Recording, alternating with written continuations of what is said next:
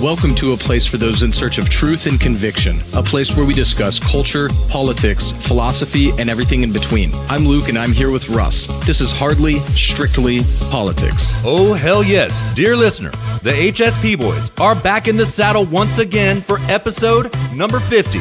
Thank you so much for jumping in the saddle with us. Dang, dear listener, episode number 50. Our gold episode, our gold anniversary. I've been saying silver, but I got it wrong. It's our gold. And the HSP boys are going to throw down a solid gold episode for you today, right here, right now. Thank you so much for riding 50 trails with us so far, dear listener. This trail never ends, and you can believe that. 2 separate continents, 2 separate countries, 2 separate adult beverages just to make it fair, and 2 separate cups of coffee. Actually, Luke, in my case, I got 3 adult beverages and 1 cup of coffee right here. Just for our 50th, man. Just for our 50th. I actually do too. Very out of character for me, but I do too. Yeah. Same here. We deserve it, man. 2 separate fact shamings. 2 separate trails to the same inevitable conclusion. We're going to do some sightseeing today, dear listener. We're going to do some celebrating. But this trail grows longer each and every single week, and we got some work to do first, because you know what 50 means, dear listener. That means we got 50 miles to ride on this trail right here, right now, so let's not tarry. Let's saddle up and ride into episode number 50, which is in the house, presently. Find us on Facebook at Zero Gravity Med. Same thing on Twitter at Zero Gravity Med. Send us email at feedback@zero-gravity-media.com. That's feedback at zero-gravity-media.com. Subscribe to us on iTunes, Stitcher, SoundCloud, and TuneIn, all 4 under Zero Gravity Media. That's Zero, Space Gravity, Space Media.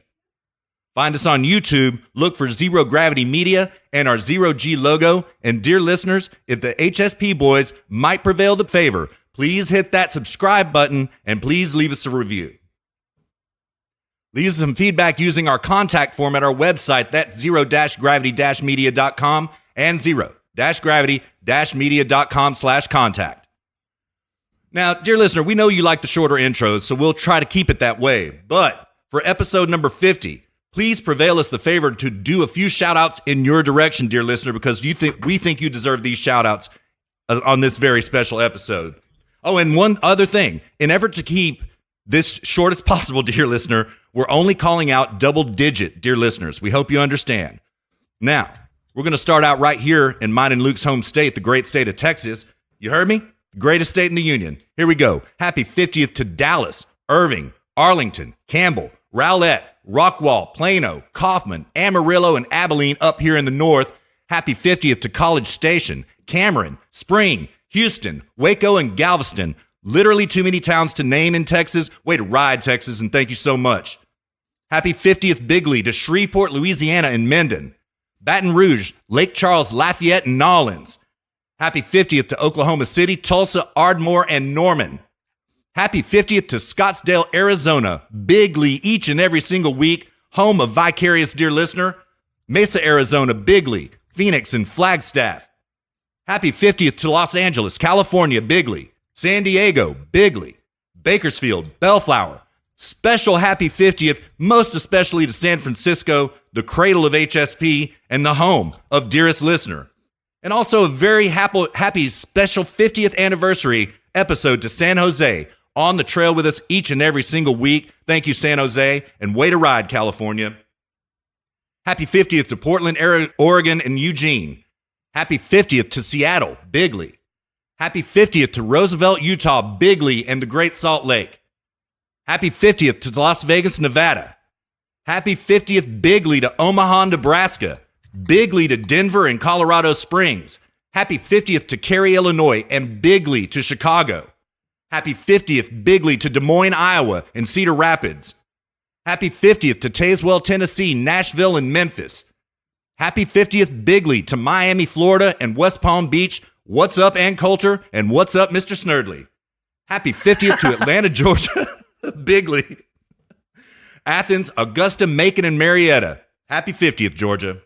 Happy 50th, Bigley. Happy 50th to our all-time first place dear listener, which is Ashburn, Virginia. Thank you so much, Ashburn. Virginia Beach and West Point, happy 50th. Happy 50th Bigley to Washington, D.C., our nation's capital. Happy 50th Bigley to McDaniel, Maryland. And you gotta call out on Ashburn, man. You gotta thank Tucker Carlson because he's Tucker Carlson, Mark Levin. Yeah, they're all listening to us. Where do you think they get their scoops from, dear listener? That's exactly right, man. That's exactly right. Laura Ingram, we're thinking of you too. Howdy, Laura Ingram. Yeah, she knows about us. Oh yeah, she does. Oh man. All right, let me wipe my eyes here a little bit. Happy 50th to Westwood, New Jersey. Happy 50th Bigley to New York City, on the trail with us each and every single week. What's up, Sean Hannity? Happy 50th. Happy 50th to Glastonbury, Connecticut and Hartford. Happy 50th Bigley to Boston. Happy 50th Bigley to Warwick, Rhode Island. Now let's jump across the pond and tour through the UK here just a little bit, dear listener. Happy 50th Bigley to Tunbridge Wells. Bigley to London. Bigley to our new British dear listener, which is Todd Morton. Welcome to this trail, Todd Morton. Gotta take that Todd Morton pill. Yeah, take the Todd Morton pill. I looked into your town this week, Todd Morton. It seems comfy. I liked it a lot, man. Cute. Leeds, Manchester, Liverpool, and Glasgow. Also, happy 50th. Happy 50th to, we're in your neck of the woods right now, Luke. Happy 50th to Frankfurt, Germany, Mannheim, Bruxal? How do you say that, Luke? Do you know? Bruxal? Bruxal. Okay, sorry about that, Bruxal. My bad. Happy 50th to Lehman and Darmstadt as well. Lyman. My bad. Okay, sorry, Lyman. Sorry about that. In the German language, it's very easy. If it's EI, you always pronounce it, the IEs and the EIs, you pronounce it as the second letter. So okay. If it's LEI, you pronounce it lie. If it's LIE, you pronounce it Lee. Okay. It's the opposite of English, yeah. Just a little Deutsch hack there. Okay, all right, and that's a hard, fast rule, right? Hard, fast? Yeah, that's a hard, fast rule. Yeah. I mean, it's really hard in English, the IE thing, it's hard. So yeah. Happy 50th to Veszprém, Hungary and Budapest. Happy 50th and still colluding with Moscow in the house.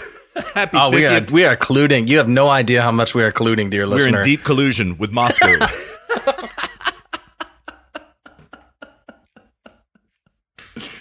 On a very serious note, happy 50th to Hong Kong. All right, Hong Kong, dear listeners, y'all hang in there. You take care of each other and you take care of yourselves. This stuff's getting pretty crazy. We understand if you got to jump off the trail for a couple of weeks, but welcome back anytime you can, and happy 50th.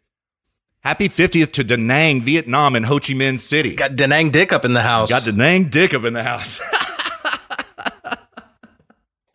Happy 50th to Bangkok, Thailand. And especially happy 50th to our boys down under, our Aussies. Good day, mates. We love our Aussies, don't we, Luke? We love our Aussies, yeah, dude, don't we? absolutely. Yeah. Happy 50th, Sydney and Melbourne.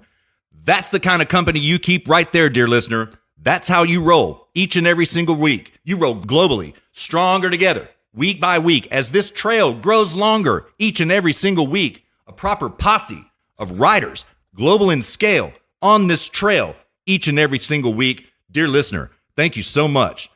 Now, if we made some errors and left somebody out, please leave us some feedback. We didn't do it intentionally. It's actually getting hard. We're picking up so many cities now, dear listener. It's hard to go through our metrics at this point in time. So if we were neglectful, please leave us some feedback. Give us a shout out. We will give you a special shout out in an upcoming episode for sure.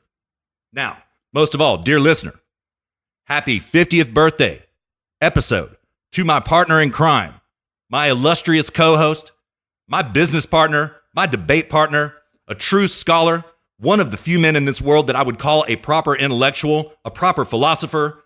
And y'all know who that is, dear listener. Happy 50th episode to my boy and yours, Luke. Happy 50th episode, brother. Happy 50th to you too, man. Thank you for the kind words. Yeah, you bet. I got a shot board up. You got one ready? Yeah, I got a little something over here.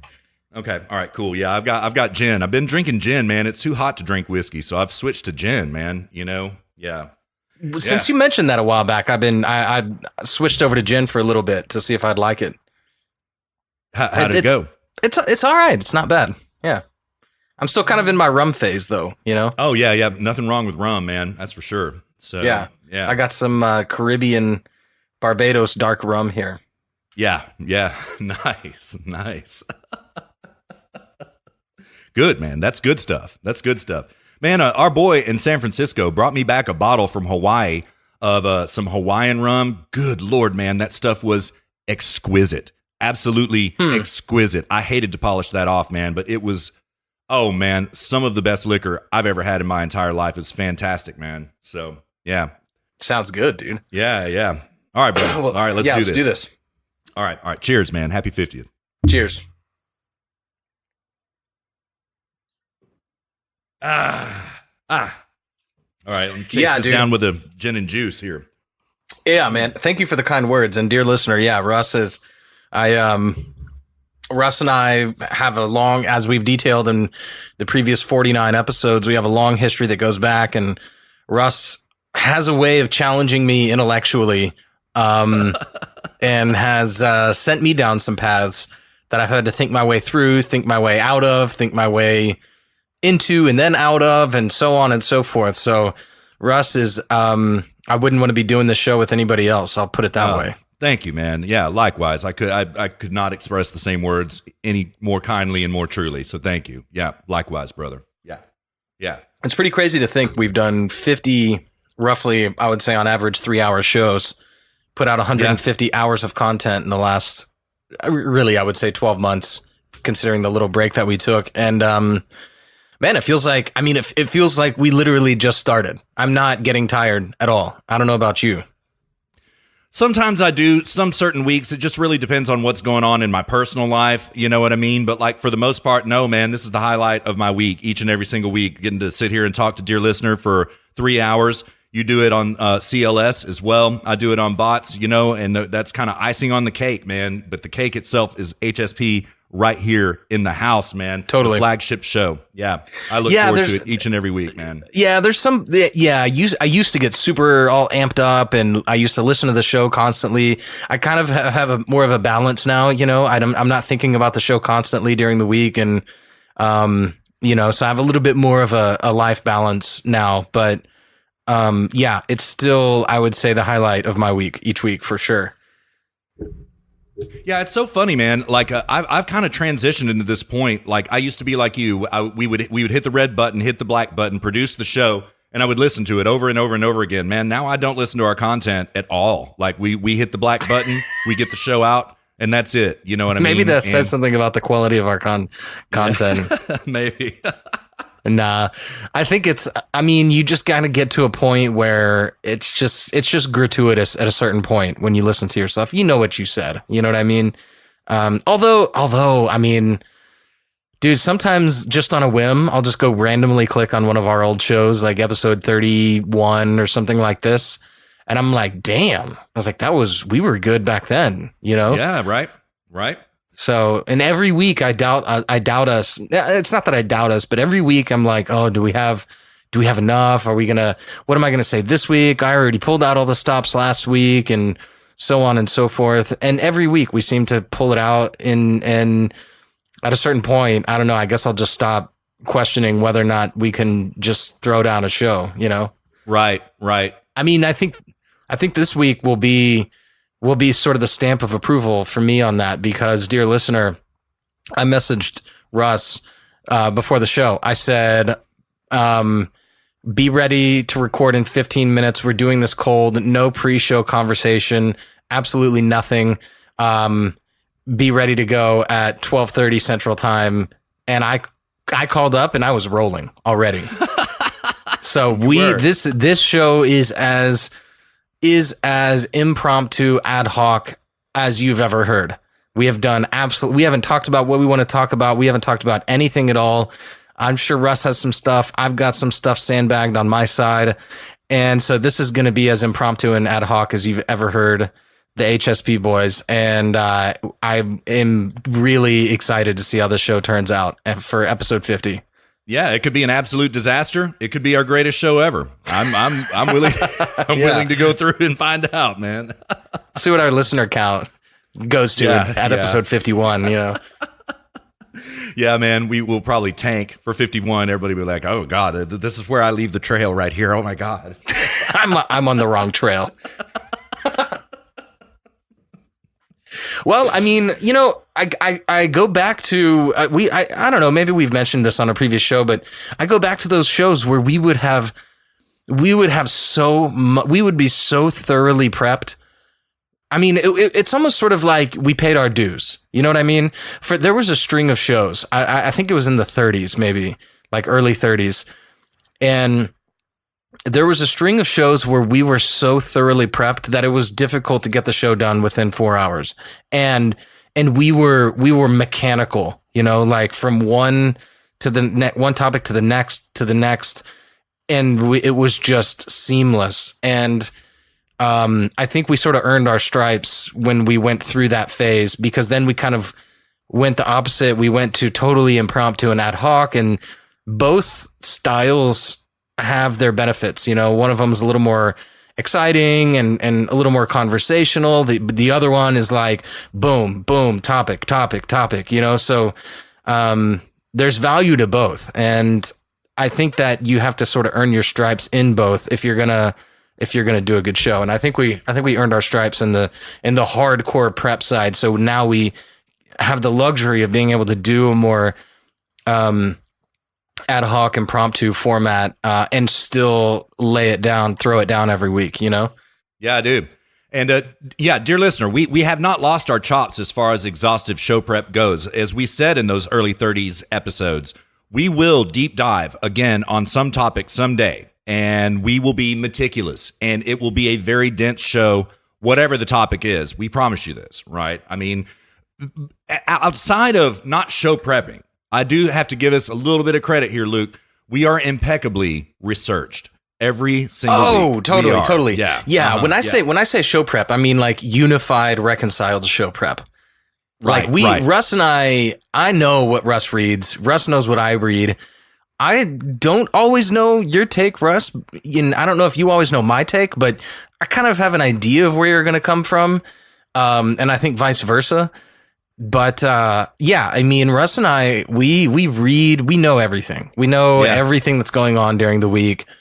So no, it's no shortage of individual show prep. When I say show prep, I mean us having that 2-hour pre-show call where we reconcile everything, talk about our take, and then do a very mechanical, sometimes almost robotic a little bit show. I mean, that's when it's not fun though, because we already know all of our takes on everything, and now we're basically not reading from a script, but in a sense we a little bit are, when you have 15 topics to cover in 3 hours. I mean, and half, and like a lot of that is quoting from Daily Caller and all this stuff. It's at a certain point, it's really difficult to like actually weigh in on some things, Right. It is. Yeah. You're just trying to get the facts out. It becomes news reporting at that point in time. You know what I mean? And not much room for hot takes. So yeah, you're totally right. Mm-hmm. Yeah. Well, speaking of hot takes, dude, I think dear listeners probably ready for us to move on into some hot takes. All right. What do you think? What say you? Yeah, let's do it. All right. Dude, I've got an article here. This just dropped. I don't know if you know about this. Okay. And I don't know this source either. I saw it posted on social media. I think it was Facebook. And it's from theredelephants.com. Have you ever heard about this? Yeah, I have. I used to watch their podcast on YouTube. Yeah, I know them. Yeah. Mm-hmm. Okay. Well, this article... They're good. Straight up, they're good. They're reliable. Yeah. Mm-hmm. Okay, well, that's good because they... Oh, man. See, dear listener, this is why we do show prep, because I just realized this article is 2 years old. Never mind. Oh, dang. Huh. Okay. I just saw it. It just popped up. So I was like looking at it, and then I saw, when I was like, in this article is from, and then I was like, 2 years ago. Never mind. Oh, well, that's all right. That's all right, man. It's probably, I mean, we love our boomers, but it was probably a boomer that found it and like posted it on Facebook like it just happened. We do love our boomers. Straight up. We do. We love our Zoomers, our boomers, our Xers, and our millennials. We love everybody. So, yeah. But yeah, that's probably what happened. But like, yeah, man, shout out Red Elephants, man. Y'all do some great work. I mean, for real, we should collaborate at some point in time. I like what y'all have to say. I think you'd probably like what we have to say. And so we should hit up and collaborate at some point in time. Really, we should. So, yeah. Do a show, do a podcast or whatever, Yeah. So, yeah. Oh, dude, I've got a grab bag special, by the way. Oh, really? I do. Piers Morgan was on Sunday special. Oh my God. Okay. Yes. This definitely. All right. I've got it here. Oh man. Luke just sent it to me in the private chat. Let me stop it. Okay. I got it stopped. All right. Yeah. All right. It's queued up. We're ready to go. So yeah, dude, this is hilarious. Dear listener, do you remember when Ben Shapiro was on Piers Morgan's show a couple years ago? It's like now they're going to be, Piers Morgan is why Ben Shapiro is famous today. Yeah. When you want to get right down to it, it was Ben Shapiro's appearance on Piers Morgan that brought him to where he is today. That's exactly right. Yeah. That's exactly right. Obviously, yes. Like, dear listener, I'm aware that, yeah, he had to have been prepared and read and years of thinking and all this stuff. I get it. But it was that appearance that was his breakout. Yeah, it was. Was that, I can't remember. Was that after he rage quit Breitbart? I think it was right after he rage quit Breitbart and Piers Morgan was still here. No, I think, no, it was way before. It was when Sandy Hook happened, right after Sandy Hook. Oh, that's right. And it was the gun. Okay. It was the gun control debate. That's right. That's right, man. And he accused Piers Morgan of standing on the, when Piers Morgan's like, how dare you accuse me of standing on the graves of children? He's like, well, I'm not accusing you. You just are. Yeah. There's no accusation here. Ben Shapiro didn't say that, but yeah. So anyway, that's going to be good. That's going to be good stuff. Yeah. The graphic of the still for this video that you just sent me, Piers looks like he's a little bit wound up on the Sunday special, just a little bit, man. This maybe they're going to fight it out again. Who knows? But dude, should we front load grab bag special? Yeah, man. Yeah, why not? Let's do it. All right, let's do it. All right, here we go. So it's 1 hour, 6 minutes and 29 seconds. Where you want to jump to, man? Let's do quite at the beginning. Let's do like 15 minutes in. All right, 15 minutes coming at you right here, dear listener. Of embedding these tribes into these mindsets, it's been horrendous. It's like the boo box. I've described it as the boo box from Hook. Right. You remember there's that scene at the beginning of Hook where they take a pirate and admit that you did something, you made a boo-boo, and now we just throw you in the boo box, and then we throw scorpions and snakes in there until you repent. Yeah. And that's what it is. And everybody spends their 5 minutes in the boo box once every couple of weeks and trends on Twitter. You've been through it, I've been through it. It's really ugly. But it's the inability to have a debate without wanting to cancel people, to wreck their lives, to make them lose their jobs, all that kind of thing. This no platforming phenomenon, which has now come to Britain. We now have this no platforming thing where someone like Jordan Peterson is not allowed to speak at Cambridge University, for God's sake. What is happening in the world when somebody with that kind of mind, in many ways a brilliant mind, I don't agree with half of what he says perhaps, but I certainly can see he's got a brilliant mind. He likes to challenge people's thought process, make you think. What is the point of being at university? Okay, if you're not stop going there, there to all right. be challenged. At first I thought he was going to accuse Piers Morgan was going to say Ben Shapiro is accusing him of standing on the graves of scorpions and snakes, but I was wrong.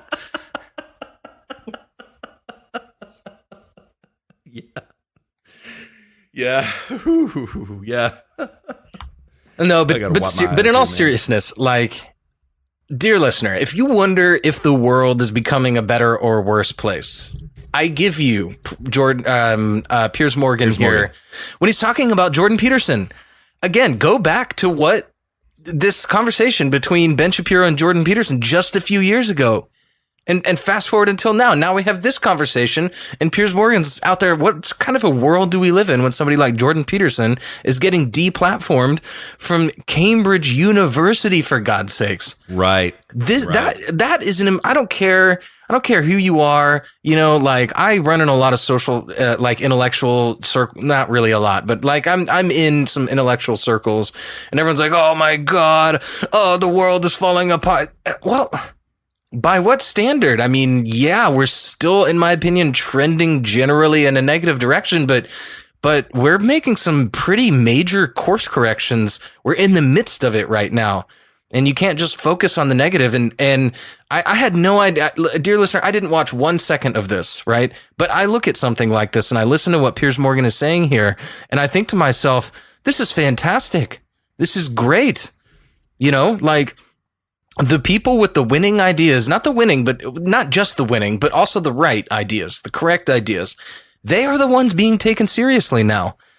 And the Cambridge universities and these people, they're the ones that are being kind of viewed as the belligerent children in the room now at this point. And people are turning their backs on them. It's fantastic. It's great. So if you're ever super black-pilled, just I give you this, you know, just this is a huge step in the right direction. Yes, sir, it is. And I mean, look at Piers Morgan himself, right? Just, I would call it 5 years ago, Luke. He was still here in the United States. He was on MSNBC. Is that right? No, I think it was. No, he took over. Oh shit! What's the old guy's name? Larry King's show, whatever channel he was on. He was on CNN. That's right. He did. Yeah. And he was an annoying, shit-libbed little bitch. Smug. Right? Yeah, super smug and, you know, condescending. You know, just classic leftist smug and condescending. I mean, you think about when he had Ben Shapiro on there and when he had Alex Jones on there, you know, just so smug and condescending. And now, look at this. He's having an honest conversation. This is fantastic. Right. Yeah, the red pilling of Piers Morgan over the last 2 years since Donald Trump's inauguration has been since Trump. Shocking. Yeah. Yes, shocking to behold. You know what I mean? I mean, he's even changed his ideas about gun grabbing, everything. Like, man, I totally get your premise. Dear listener, this is nothing but white pilling, right? The ideas are getting out there, right? People are getting red pilled. Don't believe all this NPCism that's going on, right? That's the official narrative. That's what they want you to believe. That's what you have to believe, or you are a conspiracy theorist. Oh my God. Right? But people who really think like you with us on this trail are getting it. This is fantastic, man. This is fantastic. I couldn't agree more, dude. I'm excited to listen to more of this, actually. I got a smile on my face right now. Yeah, me too, man. Yeah. All right, let's throw another drop. We're at 16 minutes right now. Where you want to go next? You want to jump into it a little bit? Yeah, we'll go to let's go to 30 minutes. All right, 30 minutes. Here it cometh, dear listener. Right now, strap in. The Democrats. And I thought, who could stand there against Trump and beat him? Possibly Biden. Damn. I've always felt that he would have been a better candidate for them last time. I think he would have not made the mistakes that Hillary made. And he seems to be gathering a bit of momentum now. But of the others, you look at them and you think, really? You're going to beat him? Kamala Harris or, Marianne Williamson or any of them, really? I think, I can't see you beating him. My God, dear listener, this is Piers Morgan saying this. Oh, my God, man. I mean, if Piers Morgan believes that, and I actually agree with him, I do agree with him that Biden has the best chance. And because okay, it's either going to be Biden or it's going to be Elizabeth Warren. I think we're safe to say at this point it's going to be one of the two. And if it's Elizabeth Warren, her problem is that she's just a little bit too radical, and too many people are going to be turned off by her enough such that they're not going to turn out and vote.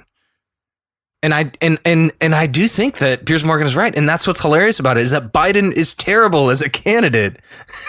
Yes. It's fantastic. Yes. It couldn't be better. It could not be better. Trump's prospect, this is Trump's election to lose, in my opinion. Agreed entirely. And, I talked about it a little bit on bots number 16, Luke. Trump is kind of backing away from the Second Amendment gun grabbing stuff a little bit. He's configuring it in terms of not internet radicalization. At the rally last week, he kind of started talking about it in terms of mental health. We need to really address mental health in the United States. Yeah, totally. Exactly. Yeah. That's what we need to do. That's a winning platform. Yeah. That's a winning platform. Yeah. Scary black gun grab, red flag laws. These are losing platforms. Trump loses his base entirely if he does some bullshit like that, right? But he's getting it correct now. Well, so. it's a couple things. I mean, look, like it's not just.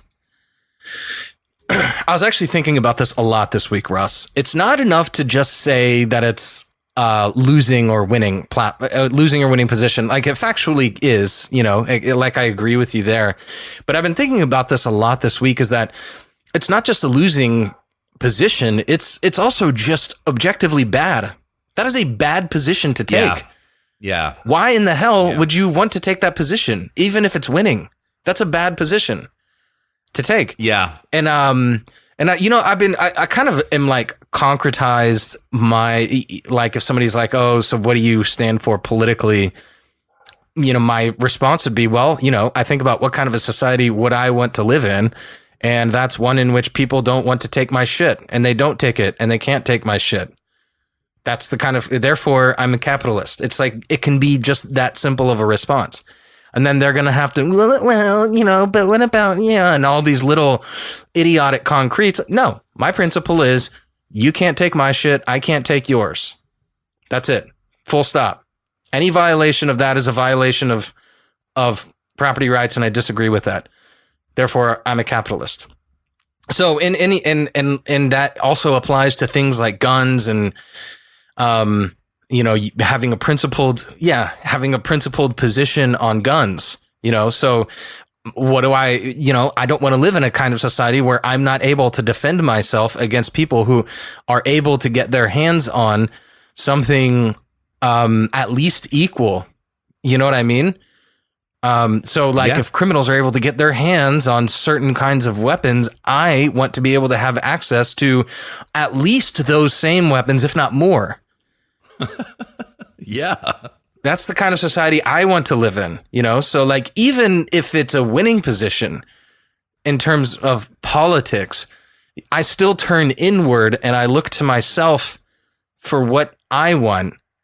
And that would be bad for me.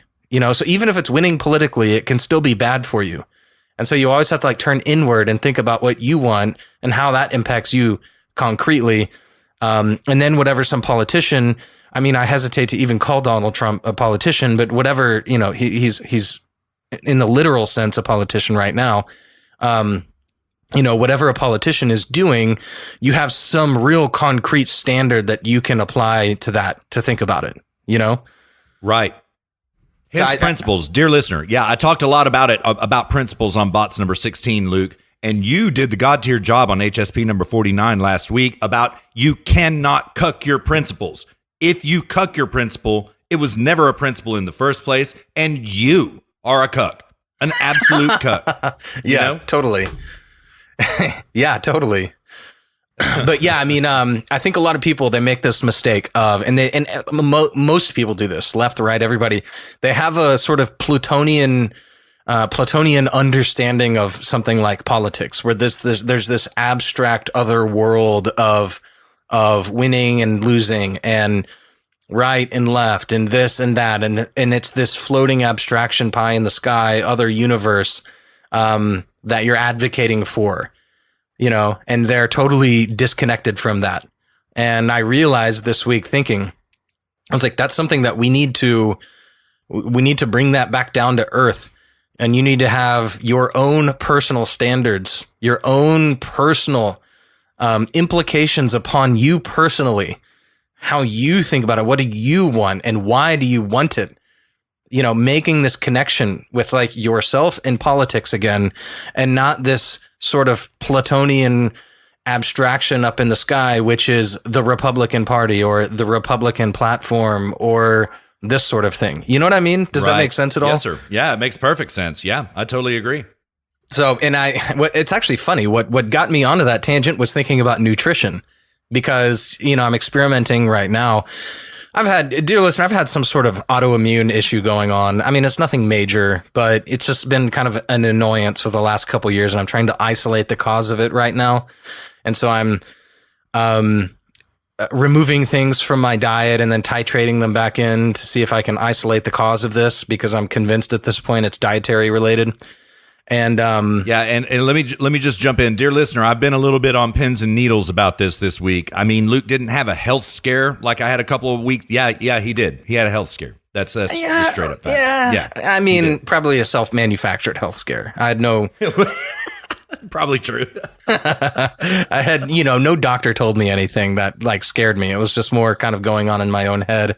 And I really wanted to get to the bottom of it. But anyways, it was this, Russ. I think about like, because I was like, I think a lot about nutrition. I think about like the ketogenic diet and ketosis and lifting weights and how that all integrates into my own happiness and my own psychology and the impacts of all that. And also intermittent fasting. And then there's like veganism and vegetarianism and, Jordan Peterson's on this all beef diet and, just nothing but beef and this and that. And everyone is so obsessed about following some diet, like something. Oh, I'm vegan. Oh, I'm keto. I'm intermittent fasting. I'm third rail. I'm a blend of intermittent fasting and keto, so it's all these like Platonian abstracted views of different kinds of diets and whatnot. And nobody will take the time and effort to just say, how does this impact me personally? How does this diet impact me and my happiness and my health and all of the things that redound to my happiness? Like, how does that impact me? Nobody actually stops and asks themselves that question and actually treats it as if it's a science applied to their own self, And so that's what I'm like trying to do right now with nutrition. And then I was like, well, hell, this can also apply to many other things like politics. And then I was like, yeah, everybody has a Plutonian understanding of the Republican platform and this and that. And it just is what it is. And you're supposed to defend it, And people have sort of like lost this connection between themselves and the subject matter, Man, that's so smart. That's so smart. Yeah.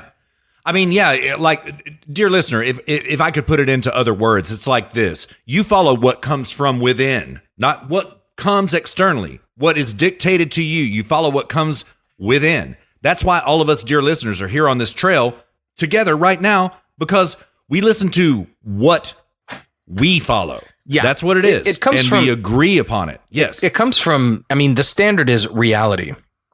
So absolutely. It comes from reality.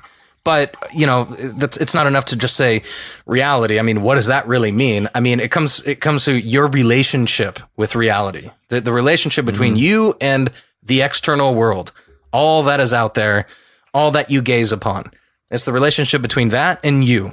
And that includes anything from politics to nutrition to just anything. And right. You can't lose that connection. You cannot lose. This in philosophy, this is called the is-ought gap. That which is and that which you ought to do. That which one ought to do. This is called the is-ought gap. And you cannot allow that to be broken apart. Those have to stand together in all that you do and think about, like politics, nutrition, everything. Dang, you just red pilled me. I didn't know that, man. But I took philosophy. I studied philosophy in college, but I haven't studied it post college the way that you have. You just red pilled me. I appreciate it. That's good stuff. It's There's all these like dichotomies: the mind body dichotomy. The let's see. There's art and science, but so like, and this is the thing. This is what philosophers have done for centuries. Culminating at the highest with Kant, but they are all out to in some way separate mind and body.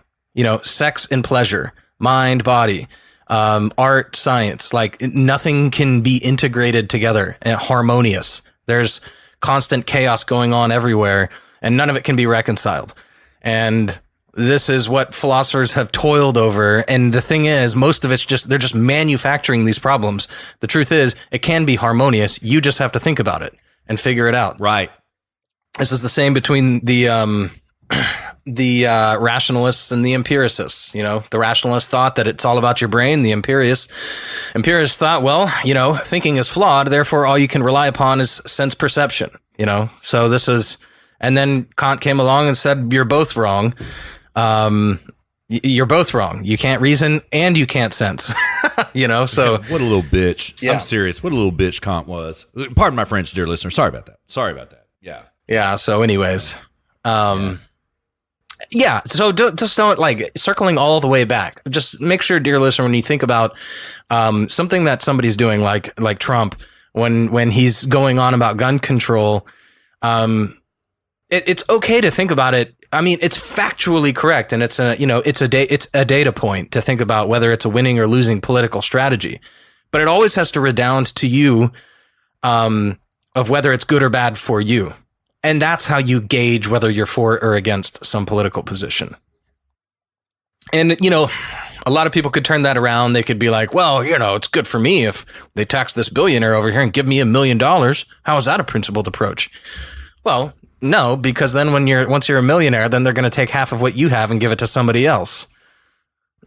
So exactly so. Yeah, you have to be principled, but you have to be honest about what you're thinking about and not just and it's introducing all these absurd concretes into the mix that don't make any sense at all.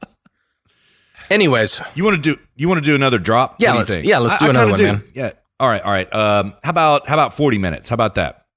Yeah, let's do 40. All right. Here we go. 40 on the nose, dear listener. Here it comes. To lead your opinion, the biggest democratic vote in our country's history, and their wishes must now be respected. Democracy must be seen to be done. Man, this is Piers Morgan. We Boris Johnson now. Dang, dude.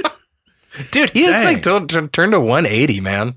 Yeah, he has, man. He's still a cuck about some things, but yes, he has turned to 180. Yeah. I'm imagining the meme, the before poll and after poll meme, where it's like the before one, they look all blue pilled and weak and beta, and then the after poll, they're wearing like the SS uniform. Yeah, laser eyes. Yeah, totally, man. Yeah. I'm thinking of the Molly. Have you seen the Molyneux one? Molyneux has kind of been really kind of edgy lately, so I haven't seen anything in the recent 2 weeks or so. No, the meme, the Molyneux meme, the before and after poll meme. Oh yeah, I have the Molly meme. Yeah, I've seen that. Yeah, the classic. Yeah, I've seen it. Mm-hmm. Yeah, I think that there are probably some new ones coming out, man, because he's posting some crazy shit on Twitter these last couple weeks, man. He really is. Yeah. Yeah. Mm-hmm. I still laugh about, and I'm sending you this meme. This is the one I'm talking about. Oh, yeah. Yeah, I know that one. Yeah.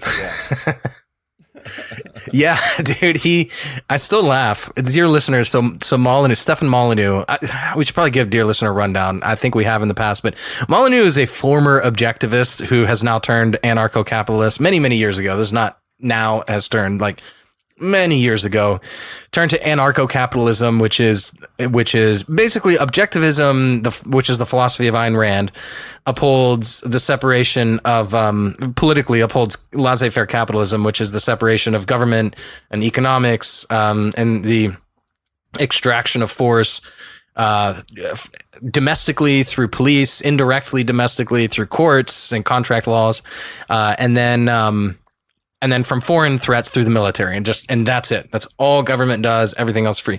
Well, anarcho-capitalism was started by Murray Rothbard, who kind of got pissed off at Rand like way back in the day. He was like used to be inner circle, and then decided that it was just too dogmatic and he didn't like her, whatever.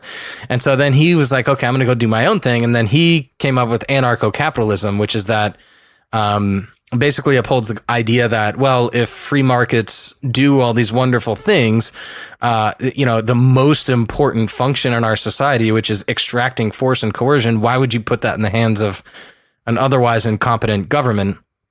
So he upholds that it should all be done. It should all be privatized. So military. And dear listener, just to throw in right now, this is the philosophy of the Koch brothers right here. Tucker mistakenly calls them libertarian. That's not entirely correct. They're anarcho-capitalists. They're ANCAPs. Well, that's the fact of the matter. I don't think Tucker understands this, but when he says that, because I've actually heard him call Amy Peikoff a libertarian as well, and she's an objectivist. But the libertarian movement really, at its core, it was started by, and at its core was Rothbardian. Yeah. So if you want to get, if you really want to say like, okay, enough of this libertarianism, liberty, like what is it? And you can only say one thing, then it would be anarcho-capitalism. That's what it would be. Although it includes all these other sort of encampments, libertarian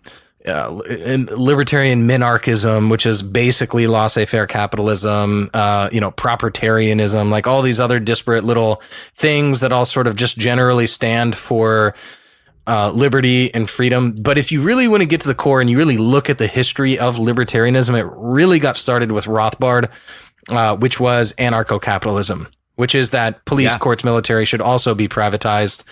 Anyways, how the hell did we even get onto that now? Who knows? It doesn't matter, man. It's episode number 50. It doesn't matter, man. We were talking about Rand. Yeah. And what were we talking? Steph. Yeah. We're talking about Steph. And Molly. And we were talking about the red pilling. Oh yeah, and we are giving a backstory about Molly. Yeah. So anyways, after Rand, he got onto a Rothbardian and then he became an anarcho-capitalist. And now he's this dramatic YouTuber where and we've definitely talked about him because I remember us talking about he's like, there are no more arguments. Arguments. And dude, did you ever watch his documentary on YouTube?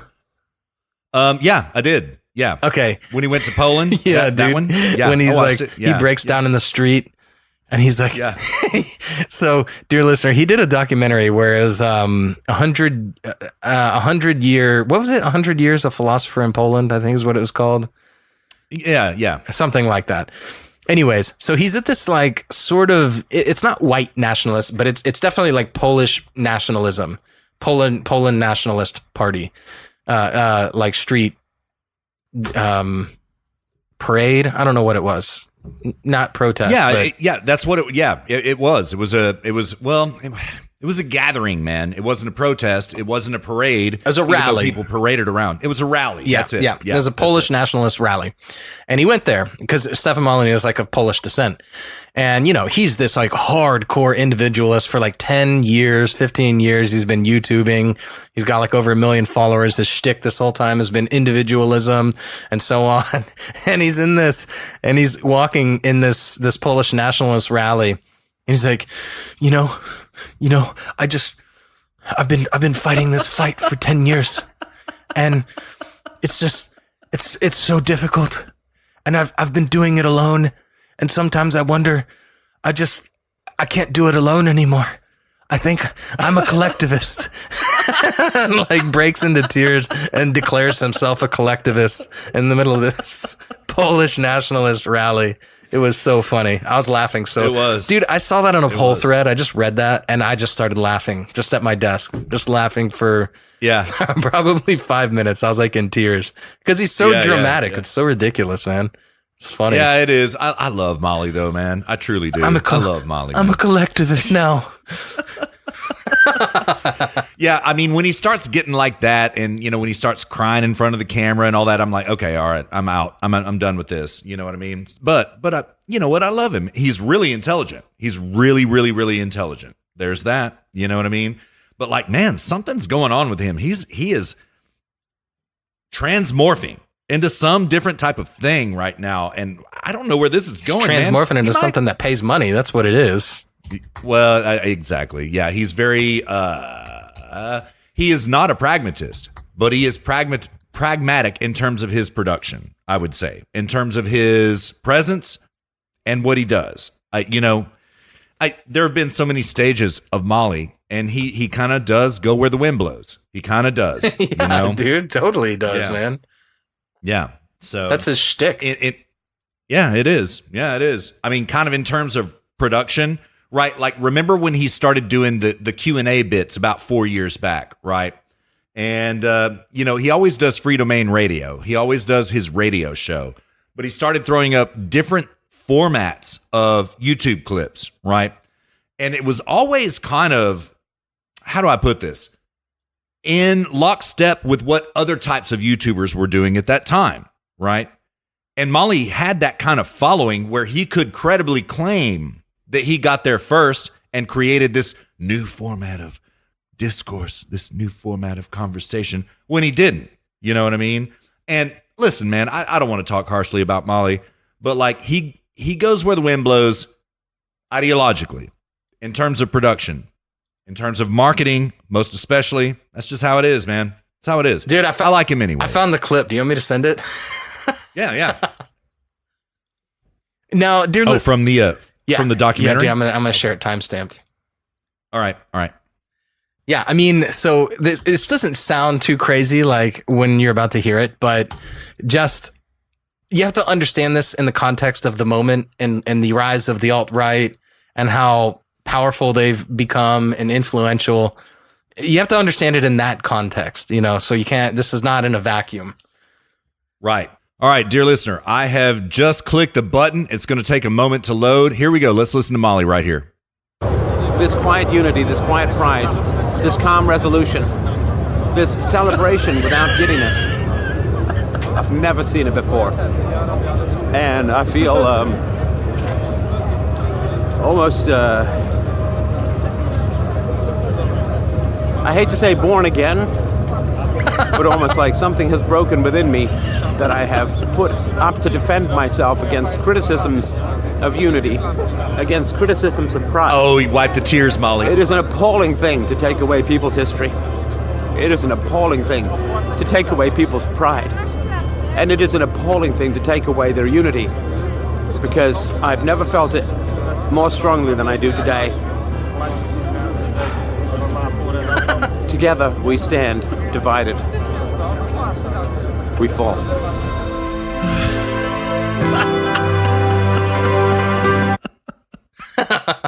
Cue dramatic music.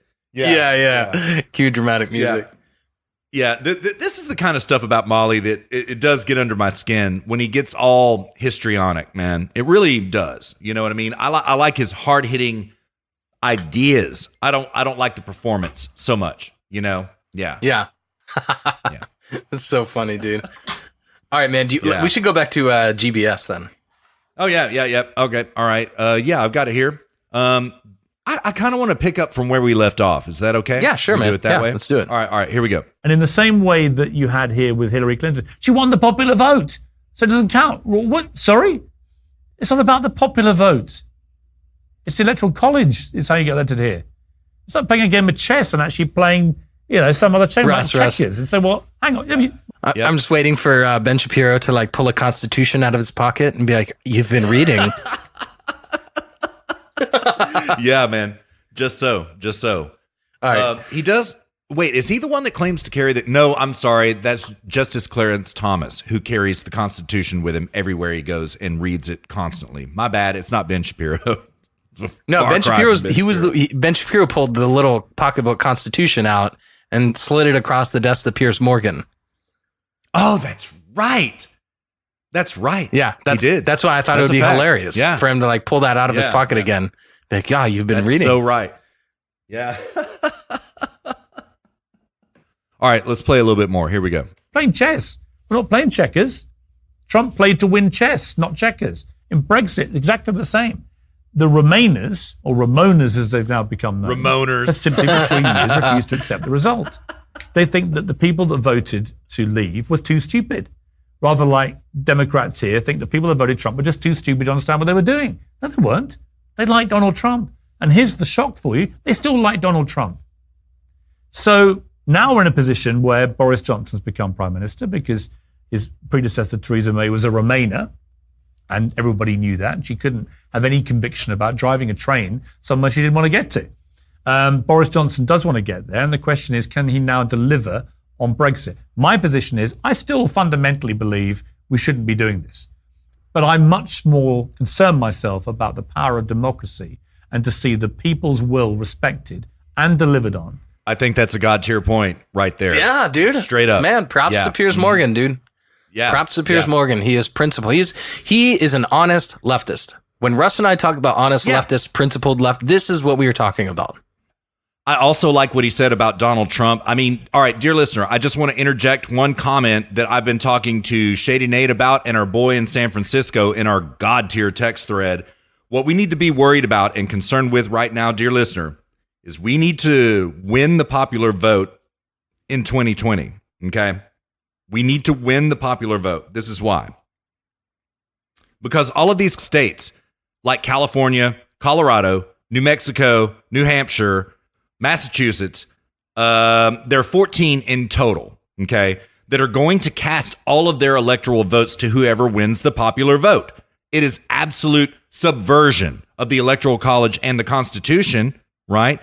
But if Donald Trump wins the popular vote, dear listener, can you imagine California, by their own law, has to give all of their electoral votes to Donald Trump? Oh my God. Dude, that would be hilarious. Yeah.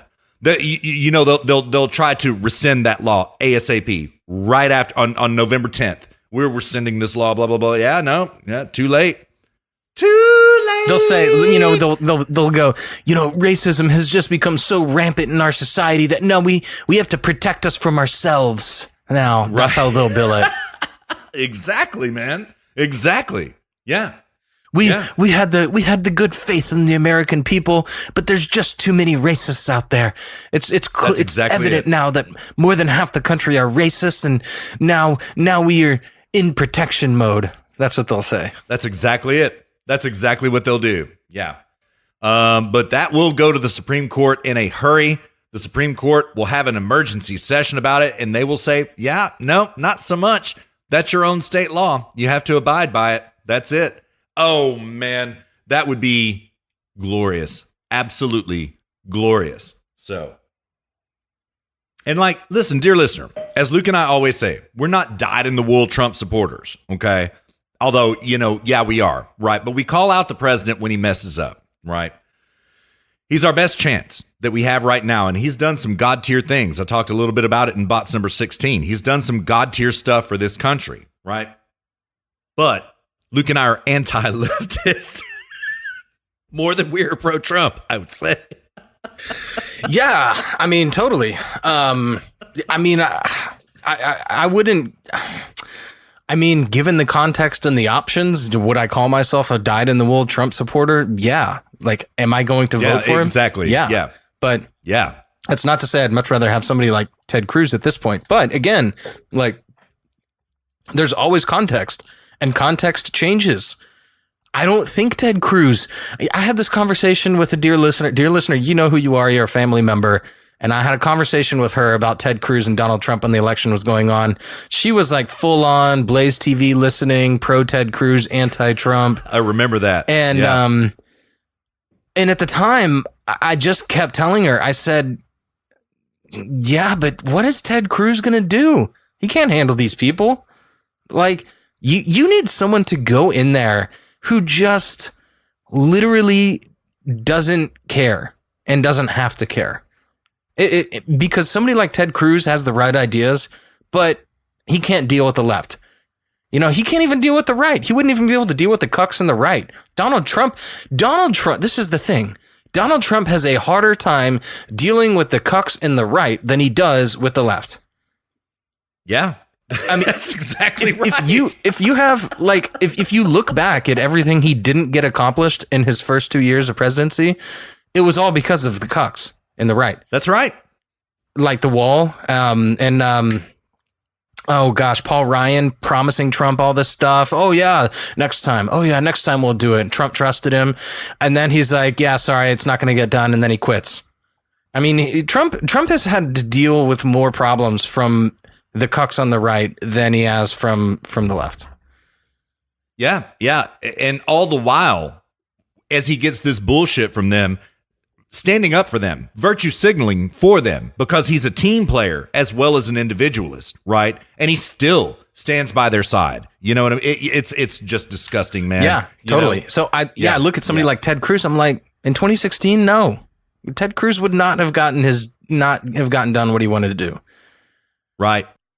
So Trump has gotten in. He's shaken some things up. He's really pulled off a lot of Band-Aids in a very painful way. And yeah, I mean, it seems like every 2 or 3 weeks, Russ, it seems like I kind of go through this phase where I'm like, oh my God, I'm just kind of ready for Trump's presidency to be over. It's just so painful to watch some of the things that he says and does. Why did you have to say that? And I still think that sometimes, there are things when he says something, I'm just like, why did you have to say that? And then the next week, Same I'm here. just like, dude, that was hilarious.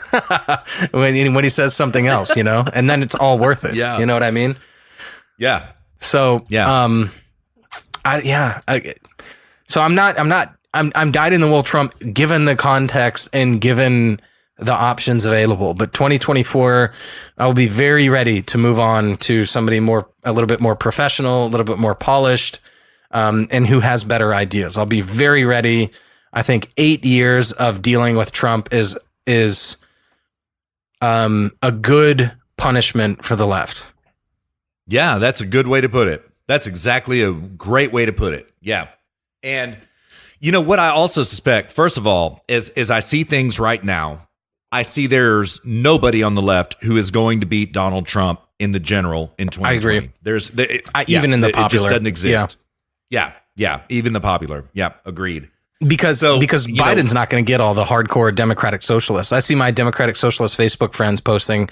One of them posted like, if you're voting for Biden in 2020, what else have you given up on? Right. So like, right.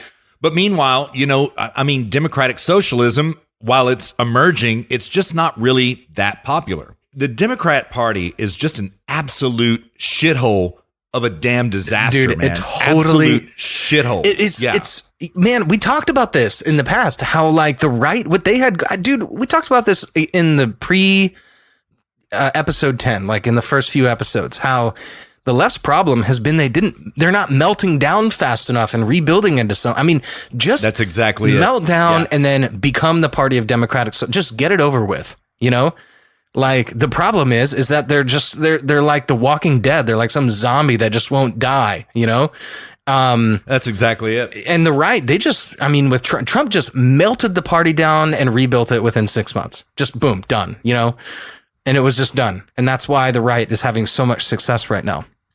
And the left, they won't do that. They can't do it. They're just like, they're at this point, they are a zombie party, just going through the motions. Yeah. But, meanwhile, you've got these cucks in the Republican Party, like Cocaine Mitch, like Senator John Cornyn,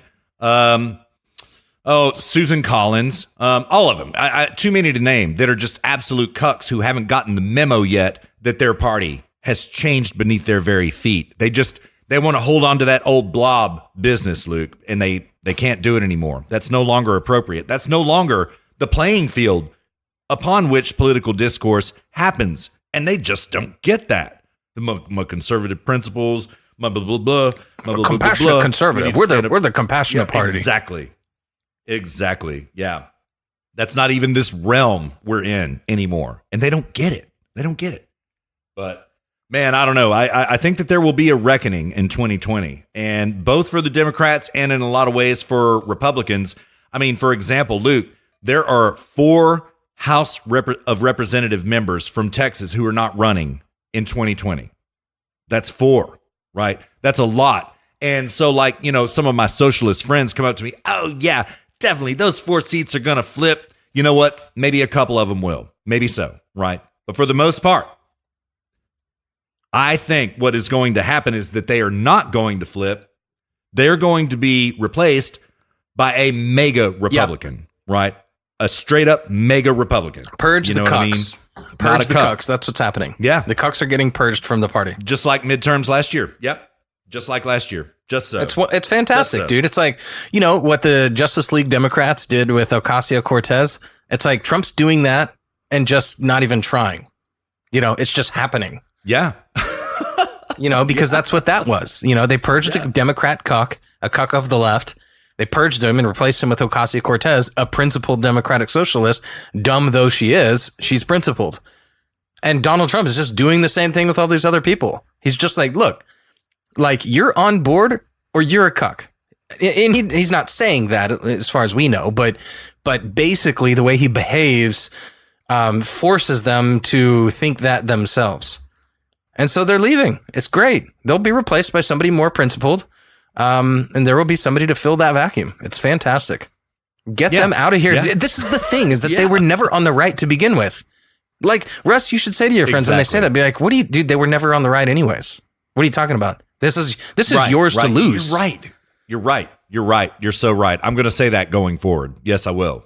Actually, I have kind of said that to him a couple times. You know what I mean? But I don't know, man. I give the soft sell to my socialist friends, Luke. I give them this. I drop, kind of little pink pills. Yeah, I do that too. I do that too. I have actually more fun, talking with like the hardcore.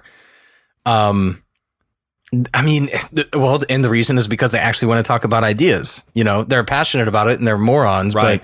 But at least I'm talking to somebody who believes in something, and they're not like, there's some people that I talk to, and even they're on the right, and they'll just squirm their way out of every little thing. It's just like, I'm talking to a brick wall, Right.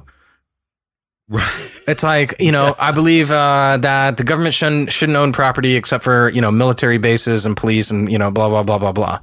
Oh, what about, roads? Well, okay, that's fine. If it's a matter of who's going to pay for it, the people who pay for it are the people who are already paying for it. Somebody has to produce the wealth to pay for the roads. Yeah. So that's not a problem. So if it's a matter of like who's going to manage them, property rights. That's it. Whoever owns them will manage them. Right. It's no different. Well, what about the street lamps? Yeah. And then, well, what about sidewalks? Oh, well, what about this and that? And it's just one concrete after the next. And if you get involved with somebody that is just one concrete after the next, there's no winning. There's an infinite number of concretes, and this person is too dumb to think in abstractions. They cannot abstract it into a higher level concept that applies to all of these concretes. And it's that higher level abstracted concept that is the principle that we're talking about, and they're too dumb to grasp that.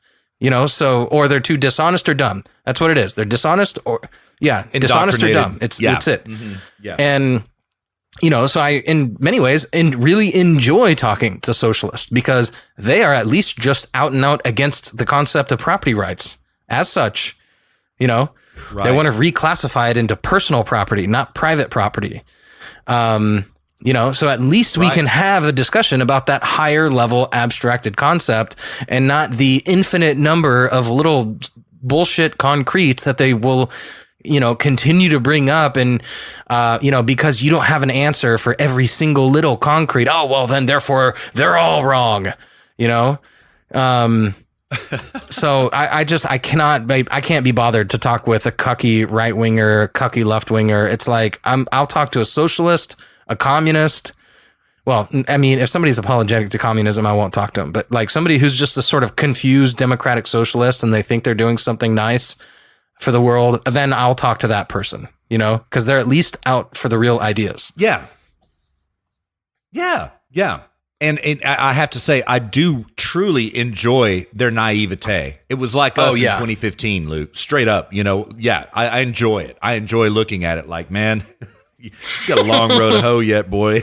Yeah, dude, totally. Yeah.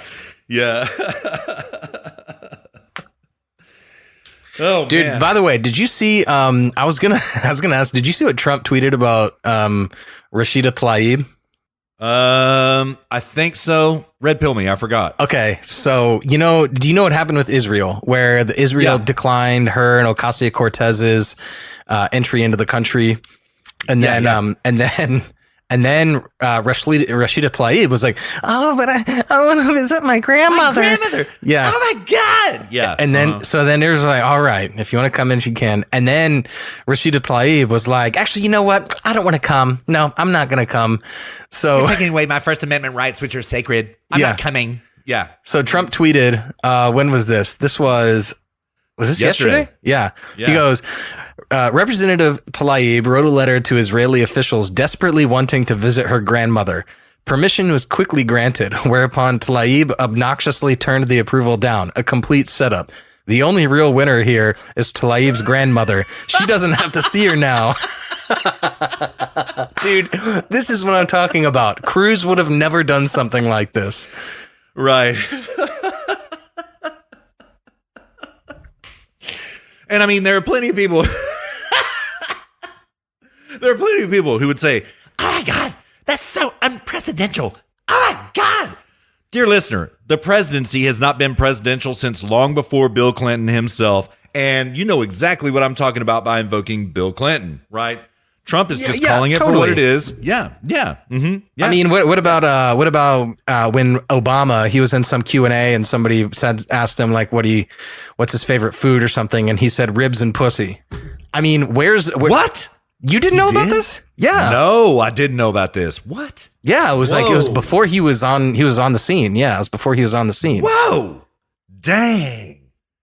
I mean, you have to admit it's a pretty god tier response, but but I mean, still, I probably wouldn't say that. I wouldn't say that. Let me see if I can find it real quick. All right. Sorry for the language on that, dear listener. Yeah. I mean, if it's on the record, it's on the record. We just report the record, dear listener. But like, I mean, we don't bleep on this show also, dear listener. Like, if we say it, we say it. That's the bottom line. So, like, we're not going to bleep it. Sorry about that. But it is, I think it's on the record. Okay, so it's not exactly what I said, but it's Obama speaks on what America needs most. And this is for real. This is at the Cambridge Public Library. All right. Here we go. Gotta have them ribs. And pussy, too. What? Oh my God! Hold on, dude. Hold on. I've got a longer clip here. This is 25 seconds. All right. Here. All right, here it coming. The other guy said, but I tell you what, you won't see me moving to no African jungle anytime soon. Or some goddamn desert somewhere sitting on a carpet with a bunch of Arabs. No, sir. And you won't see me stop eating no ribs either. Gotta have them ribs. And pussy, too. Don't Malcolm talk about no pussy? Now you know that ain't gonna work. Dang. No, I've never seen that. I never knew, but like, you like that black accent? You like that black accent right there? Well, he polished up really pretty from there. I tell you what, you can't be really too black. Did, you know what I mean? You tone the blackness down, and then you can be president.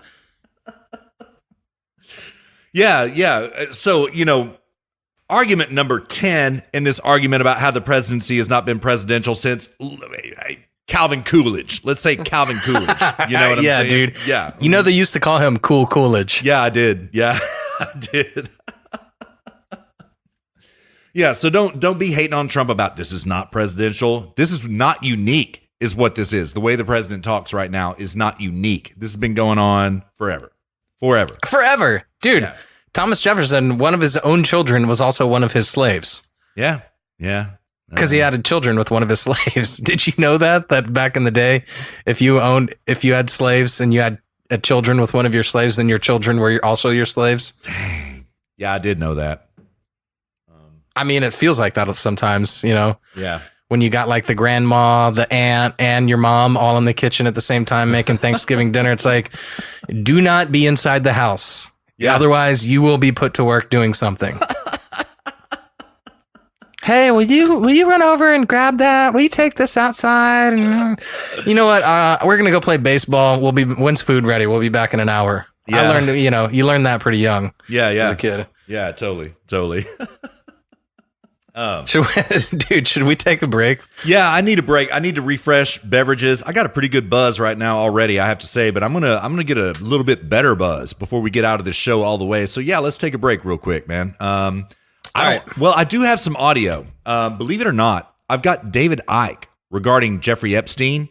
Not sure I want to play it, man. I kind of wanted to talk to you about it, and then we didn't show prep. I mean, I feel kind of like, since conspiracy theory is now domestic terrorism, that it's proper for us to play audio from a proper conspiracy theorist who lays out the Epstein case perfectly, or maybe we just do an honest break this time. What do you think? Dude, I've got a break for you. This one. Oh, okay. In Pennsylvania, do you mean New Hampshire? No? Pennsylvania? Okay, hold on 1 second. Damn it. So I got your audio playing, my audio playing, auto playing. No, dude, I thought this would be a good one. Okay. His speech on energy and Penn was apparently really good. Dang, right. I haven't watched this yet. This is good. Dude, it's really good. It's really good. It's actually really funny, actually. Okay, good. Yeah, this is perfect, man. This is perfect. All right, cool. All right, yeah. So Maybe we'll play David Icke too, man. Let me send you David Icke. Dude, he gets it. That's just the bottom line. He gets it and lays out the case perfectly. Coming at you right now. All right, so how long you want to take, man? 7 to 10, like always? Yeah, that sounds good, dude. All right. Dear listener, thank you so much for riding along on our gold episode number 50. We hope you're having a good time on this trail. We're doing a little bit of sightseeing. We're going to play 7 to 10 minutes of real-time audio of our president in Monica, Pennsylvania. We will be back at you before you know it. Here's the president.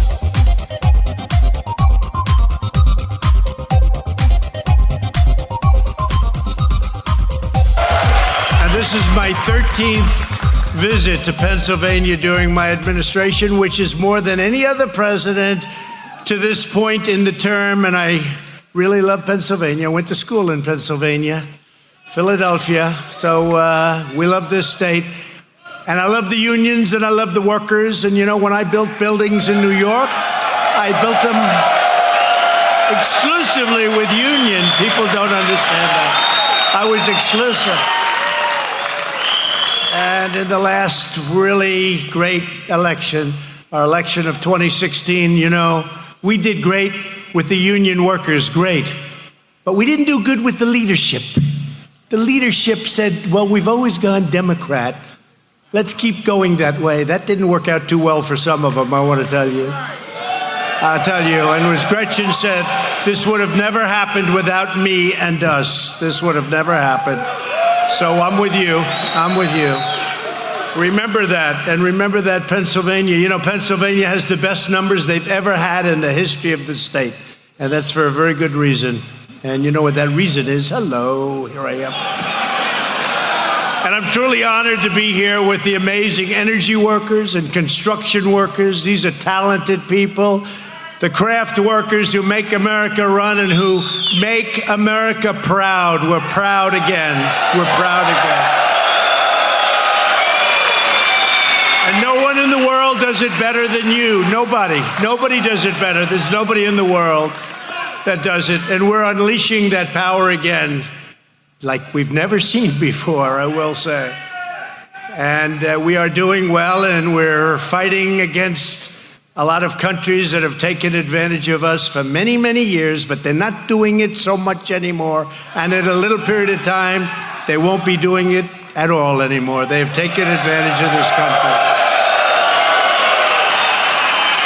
Today, we celebrate the revolution in American energy that's helping make our economy the envy of the world. This Shell petrochemical plant in Beaver County, Pennsylvania. I did very well here. We did very well. How many points did we win by? Does anybody know? I'll tell you.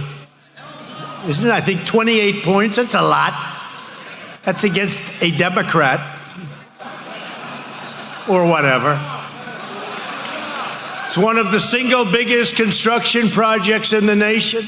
And it made it possible and was possible by clean, affordable, all-American natural gas. Powerful, clean, natural gas.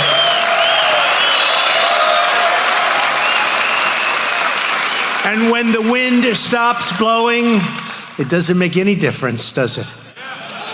Unlike those big windmills that destroy everybody's property values, kill all the birds, someday the environmentalists are going to tell us what's going on with that. And then all of a sudden it stops. The wind and the televisions go off. And your wives and husbands say, darling, I want to watch Donald Trump on television tonight. But the wind stopped blowing and I can't watch. There's no electricity in the house, darling. No, we love natural gas and we love a lot of other things too. Each of you is taking part in the largest investment in Pennsylvania history. It's the largest investment in the history of Pennsylvania, in the history of our country, the money that's being invested in your state right now. With your help, we're not only unleashing American energy, we're restoring the glory of American manufacturing, and we are reclaiming our noble heritage as a nation of builders again. Nation of builders. I was a good builder. I built good. I love building. In fact, I'm going to take a tour of the site. They said, sir, we were going to do it before the speech, but we're waiting for it to stop raining. I said, don't worry about the rain. Do we have umbrellas? Don't worry about the rain. Umbrellas work very well, especially when they're made in America. So I don't care, but we're going to take a tour afterwards. I'm going to speak to some of your union leaders to say, I hope you're going to support Trump, okay? And if they don't, vote them the hell out of office because they're not doing their job. It's true. Vote them out of office. When completed, this facility will transform abundant natural gas, and we have a lot of it, fracked from Pennsylvania wells, which they never would have allowed you to take if I weren't president.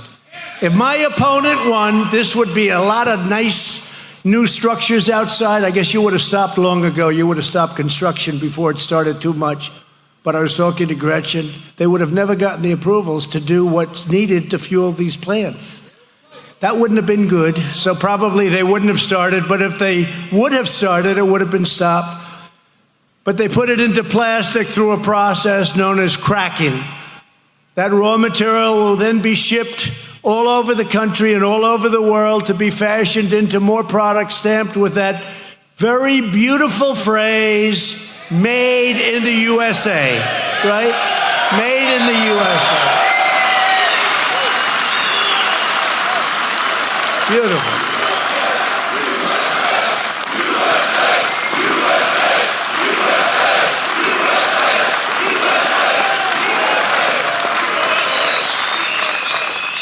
That is a beautiful phrase. Getting this massive job done right has required more than 1,500 pieces of heavy equipment, one of the largest cranes anywhere in the world. I look forward to seeing it. I love cranes. I love trucks of all types. Even when I was a little boy at 4 years old, my mother would say, you love trucks. I do. I always loved trucks. I still do. Nothing changes. Sometimes, you might become president, but nothing changes. I still love trucks. Especially when I look at the largest crane in the world. That's very cool. Do you think I'll get to operate it? I don't know.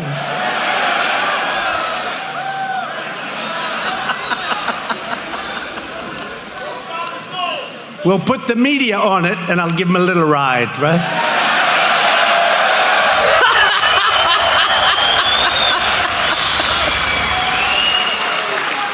And you have thousands of tons of concrete, aluminum, and steel, and nearly 6,000 of the strongest, toughest, and most talented workers anywhere on earth. I know. It was the Trump administration that made it possible, no one else. Without us, you would never have been able to do this. I want to thank all of our great union members, the Boilermakers, carpenters, cement finishers, electricians, iron workers, laborers, millwrights, operators. Dude, that is God tier. Painters, steam fitters, I know them well. And a group that I've used more than anybody that's ever run for office, times 1,000. Because in New York City, they would drive those cement trucks up to my building, and those trucks were always on time, and sometimes they were lined up for 6 blocks when I was doing different things. Even when I was doing the Wollman Rink, the city couldn't build it. It took them 9 years. They had no idea what they were doing. And I had that whole big, about 70,000 feet. It's like a massive office floor, bigger than an office floor. We did it all in one day, and the trucks were lined up from Central Park all the way back into Harlem. And they did it all in one day, that pour. It was called a contiguous pour. The city used to build little pieces, a little piece here, a little piece there, a little piece here, a little piece there. A few years later, a little piece here. Then they had pipes underneath, and the pipes were made out of copper. And during the evening, things would happen, like the copper would be stolen because it was very valuable. So they'd have a little piece with copper, and then the rest of the pipe they'd lay, and they'd get ready to pour, and they'd leave, and everybody would steal the copper. So they'd start. This took place for, I guess, from 7 to 9 years. Nobody actually knows. Nobody wants to talk about it. But those trucks were operated incredibly well, and I never missed a delivery, and it's called the Teamsters. I also want to thank Bechtel, a real incredible company. We talk about the great builders of the world. President Jack Future. Where is he? Where is he? Jack. Where is Jack? Jack. What a great job you've done, Jack. Some big ones. Think of it this way, Jack. If we don't win, you won't be doing anything in this country. And you know, the world follows us. You see that? The world follows us. And it won't be so good. But you and I are friends, and you're going to have a lot of work to do, I think, Jack. A lot of work. Thank you, Jack. Great job. Jack has done an incredible job. That's an incredible company. Incredible. They're incredible builders. And the Secretary-Treasurer of North America's Building Trades Unions, Brent Booker. Where's Brent? Brent, thank you. Great job. Young guy. You're so young, Brent. How the hell did you get that job? Man. We're honored to be joined by two leaders who truly have the backs of American workers. They become friends of mine. They do such an incredible job. They break up the roadblocks. We have a lot of roadblocks in this country where you have a little clause can stop a project. Little clause can stop it for years. And we break up those little clauses. We break them up fast. Energy Secretary Rick Perry. Where's Rick? Rick? Are we back now, Russ? Back into the hard-hitting political commentary.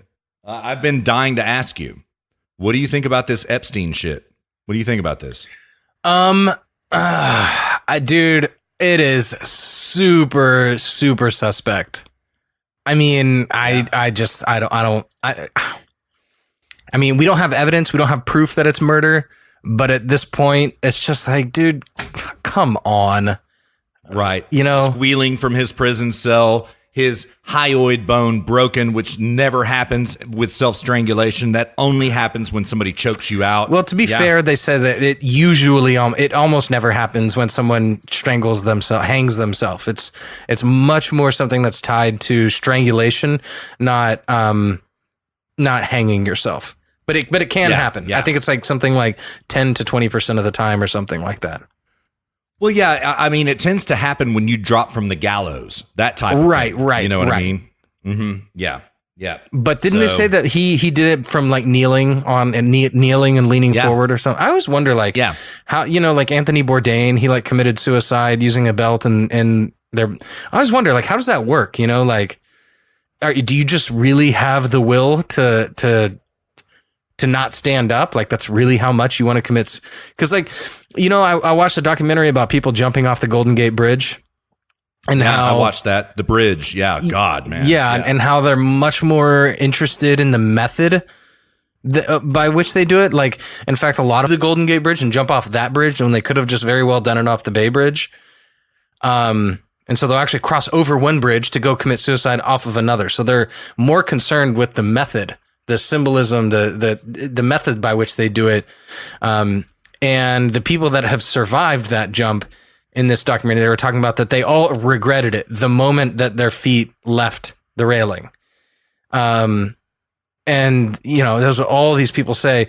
So I just wonder, you know, like, how do you do that to yourself? You know, like, if all of these people who jumped off a bridge immediately regretted it, you know, if you start strangling yourself, wouldn't it not be the same? I don't know. I mean, man, I'll just tell you my conspiracy theory, my domestic terrorism theory. John Rain did this. That's what I think.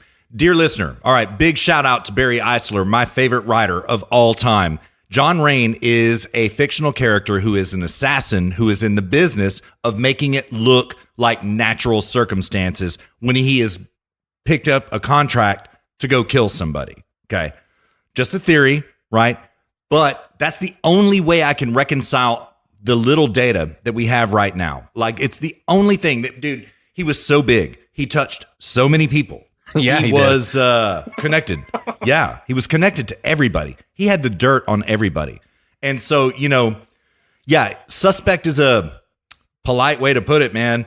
It's I would actually put it in terms of bullshit. Everything we have heard is bullshit. All of it. Every last bit of it. And the way that it was enabled, well, not enabled, but all of the denying circumstances that went, or rather, possibilities, the circumstances that happened in terms of making this possible. Luke, I've got a Gateway Pundit piece here. It dropped on Thursday. Here are the crazy coincidences, the things that make you go, huh? Thankfully, laid out very well by the Gateway Pundit. Number one, Epstein said he was considering cooperating in naming names in his international sex ring. Number two, he was found unconscious in his prison cell just 3 weeks earlier. Number three, 2 days prior to his death, documents released for the first time implicated several top Democrats in his pedo sex ring. Number four, he was taken off suicide watch after a failed attempt just 2 weeks earlier. Number five, he was in isolation, unusual for a suicidal individual. Number six, the cameras malfunctioned. There is no video.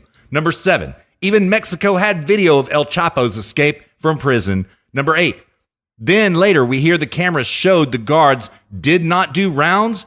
Which is it? Indeed, which is it? The prison guards had worked several extra shifts last week. One prison guard on his floor was not even a certified guard. The prison guards, quote, forgot to check on Epstein. The prison guards slept through their shift. The guards did not check Epstein for several hours. There were reports of screaming the morning Epstein died. The MCC had not seen a successful suicide in 40 years. Epstein said he was the victim of attempted murder 3 weeks ago. Epstein's former roommate is facing mass murder charges. Epstein had dirt on numerous globalist elites. Epstein was not given paper sheets. Epstein had sheets in his cell with which to hang himself. Epstein was not suicidal, according to medical professionals. Epstein told his lawyers on Friday, a day before his death, "See you on Sunday." Epstein's former roommate heard nothing. Epstein reportedly had to get on his knees to hang himself from his bed. Epstein autopsy showed broken bones in neck, common to strangulation deaths. And I'm going to add in one more. Epstein had a very young girl come visit him the day he was released from suicide watch, who was probably a teenager, but she said he was his lawyer, and they spent 2 hours together out of surveillance behind a locked door. 2 hours. Dear listener, things that make you go, Well, two things. So what was the one where he was found unconscious? So did he say that, did he, who did he, were his lawyers like raising alarm bells? Like, yo, they're trying to kill him. You need to transfer him. Or No, he did himself. Yeah, he did himself. What his lawyers did was successfully get him off of suicide watch. But when he was resuscitated and put into suicide watch, he was like, yo, it wasn't a suicide. Somebody tried to kill me. I didn't try to hang myself. Somebody tried to kill me. Then his lawyers came in and said, okay, our client has said that it was a murder attempt, not a suicide attempt. You've got to release him from suicide watch, which they did right around August 3rd, around that time. Did they put him back on suicide watch or what? No, he was not on suicide watch at the time of his quote suicide. I thought he was though. He was on. I thought he was on 24-hour suicide watch, and that the guards forgot to check on him. And I thought that was part of the. You know what? You know what? So did I. I saw that, and then now I'm remembering that. I pulled a Denang Dick and misremembered over here. That he was taken off of suicide watch. That's correct. Yeah. Shocking, man. Absolutely shocking. I mean, he should have been in a supermax prison in the first damn place, right? In the first place, but he wasn't, right?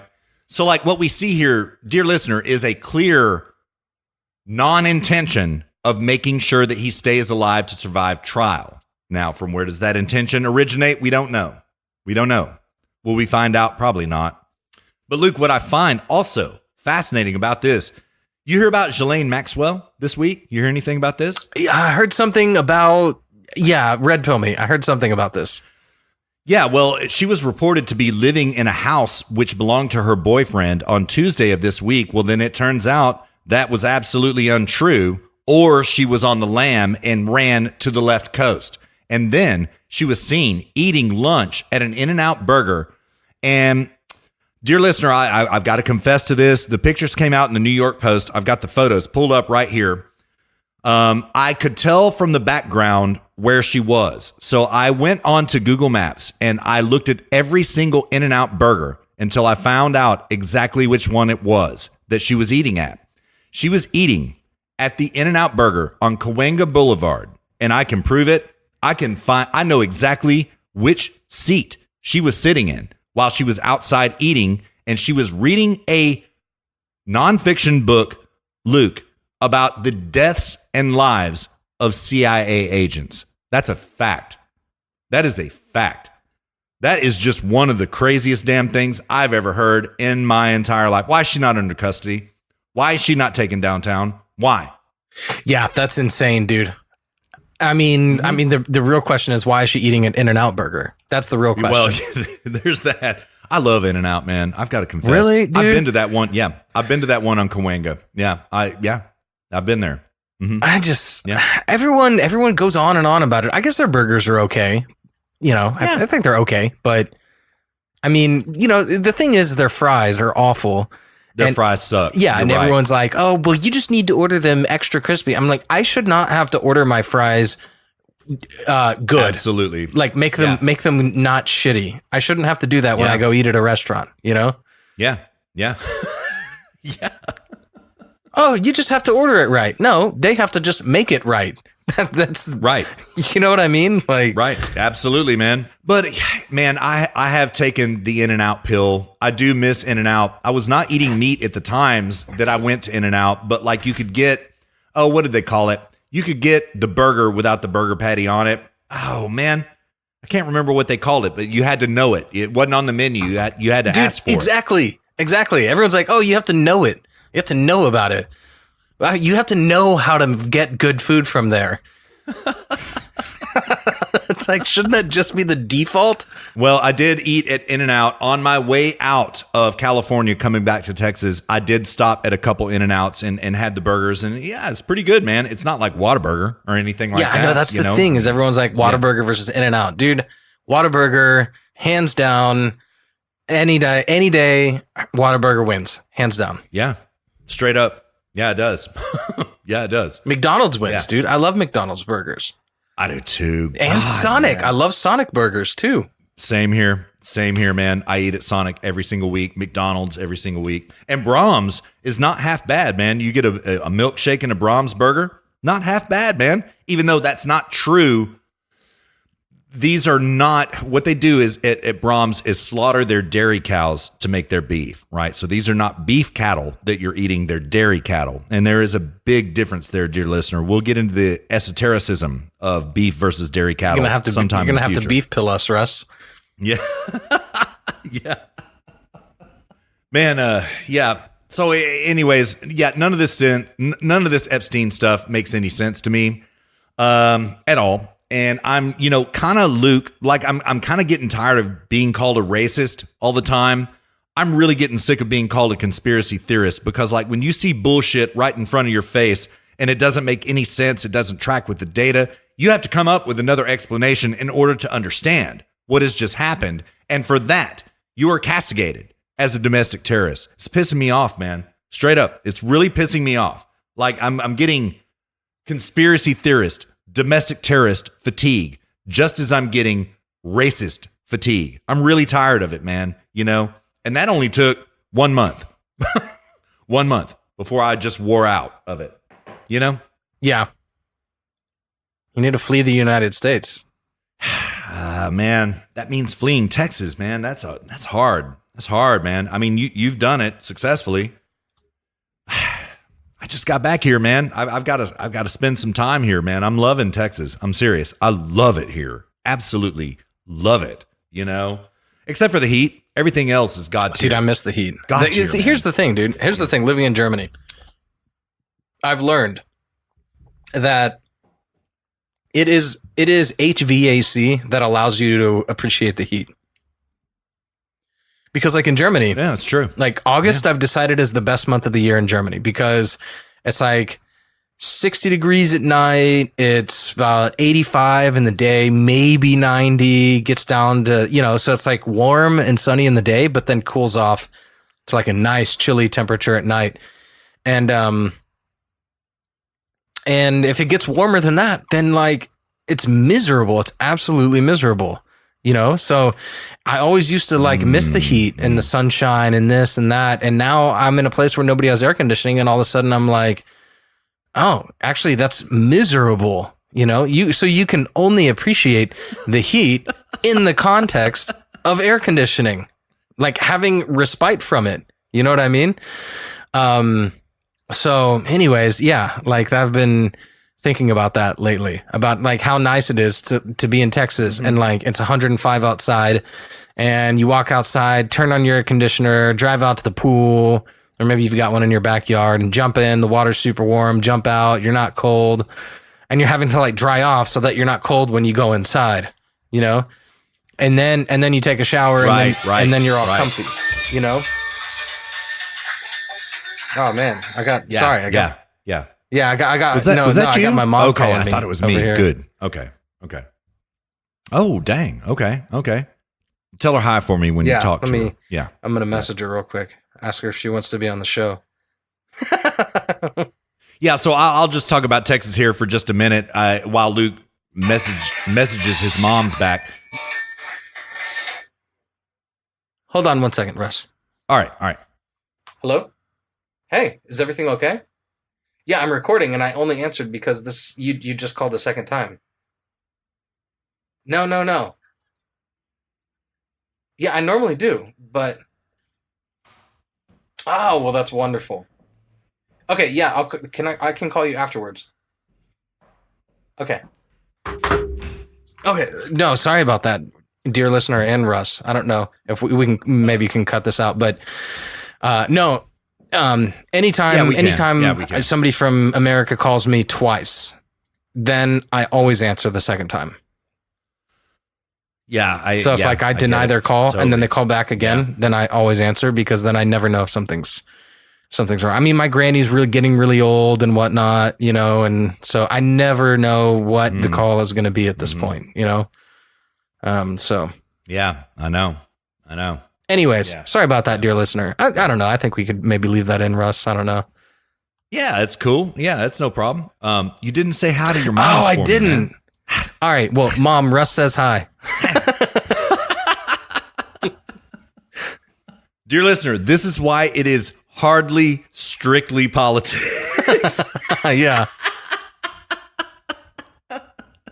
So anyways, yeah, I'm vacating space to space as I have to go outside, man. I'm about to be carrying a parasol at this moment because the sun is just beating down. I am loving some AC right now. As soon as I jump in my car, I turn on the AC immediately, as soon as possible. You know what I mean? To get the car as cool as possible. Yeah, Luke, it is hellishly hot here right now. I mean, hellishly, But at the same time, I get your point. It's pretty comfy, man.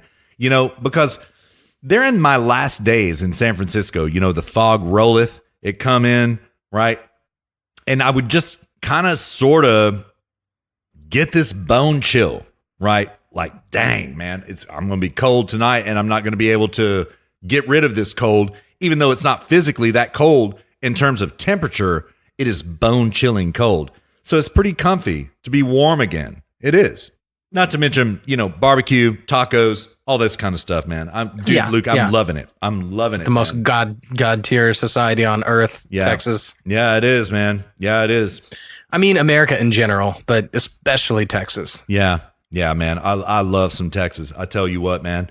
And and they're trying to invade us. They're trying to overthrow it. They're trying to flip it blue. But you know what I see, Luke, is it's not working. It's just not working. Texas is resilient. And dear listener, let me tell you something. Texas is going to put out for Donald. Don't believe this fake news polling at all. Texas is going to put out for Donald Trump in 2020. You believe that. Yeah. Yeah, I agree. I mean, I think people, that they go, I don't buy this meme where it's like, oh, Google in blah, blah, blah, they're, relocating Californians to Texas. I know that people are going from California to Texas, but I think a lot of people are just moving there for the work. Yeah. Yeah. And they're not being relocated. They're going there for the work. Yeah. And they go there, they see all the problems of California, like, God, this is actually really awesome. This is nice. Yeah. Yeah. Yeah. So, yeah. Dang, Luke, I got to tell you right now, I'm looking outside my window, okay? And there is this woman. She's pretty hot. I've got to give it to her, but man, she's got this sundress on, which is the loudest orange I've ever seen in my life, and it literally is hurting my eyes. Honey, turn that dress down, please. God almighty, man. It's too much. It's too much. I'm literally, as she walks down the street, I'm blocking her with my hand because her dress is hurting my physical eyes, man. All right, she's gone now. She's gone. Yeah. I think it's all those years at A&M, maybe. Yeah. Probably. You got an allergy to the color orange now. Yeah, exactly. Yeah. I mean, it actually would have been better if it was the shit-tierest color in the world, burnt orange. It would have been better. It was this fluorescent orange. Oh, man, it physically pained me. Physically, But, sundresses, man, that's one thing I love about Texas. I love it. I love it, man. Yeah. It's the kryptonite for men right there. Yeah. It is. It's like if you are a woman and you want something, just wear a sundress when you request what it is, whatever you want. Yep. Exactly so. Yeah. I want to cuck you. I want to go sleep with this guy I'm interested in, husband. Just wear a sundress. Dear listener, you'll probably get that request.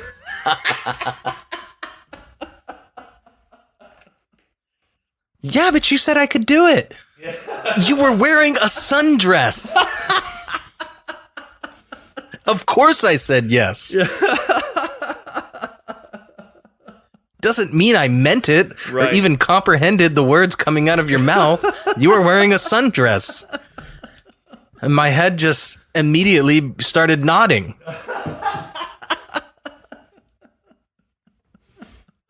Dude, that reminds me of our wedding. I couldn't understand anything. It was all in German. Right. And I didn't speak any German at the time. And so Jessica and I had to come up with a strategy so that I would know when to say yes. The only word I had to say was ja or yes. That's it. That's all I had to say for the ceremony. And but I didn't know when to say it. I didn't know what the hell was going on. So we came up with a strategy where we would hold hands during the ceremony, and she would squeeze your hand. Anytime I needed to say yes, she would just squeeze my hand. So I'm standing there, man. And he's just like going on in German. I don't know what's going on, and then I just feel my hand get squeezed, and I'm like, yeah.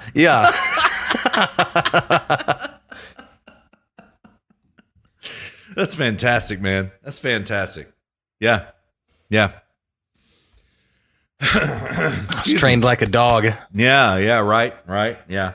Jessica does kind of run you, Luke. I've got to say, and listen, dear listener, I love me some Jessica. I love her so much. She is so proper, so elegant, and I love Jessica. But like Luke, she does kind of run you, man. She does.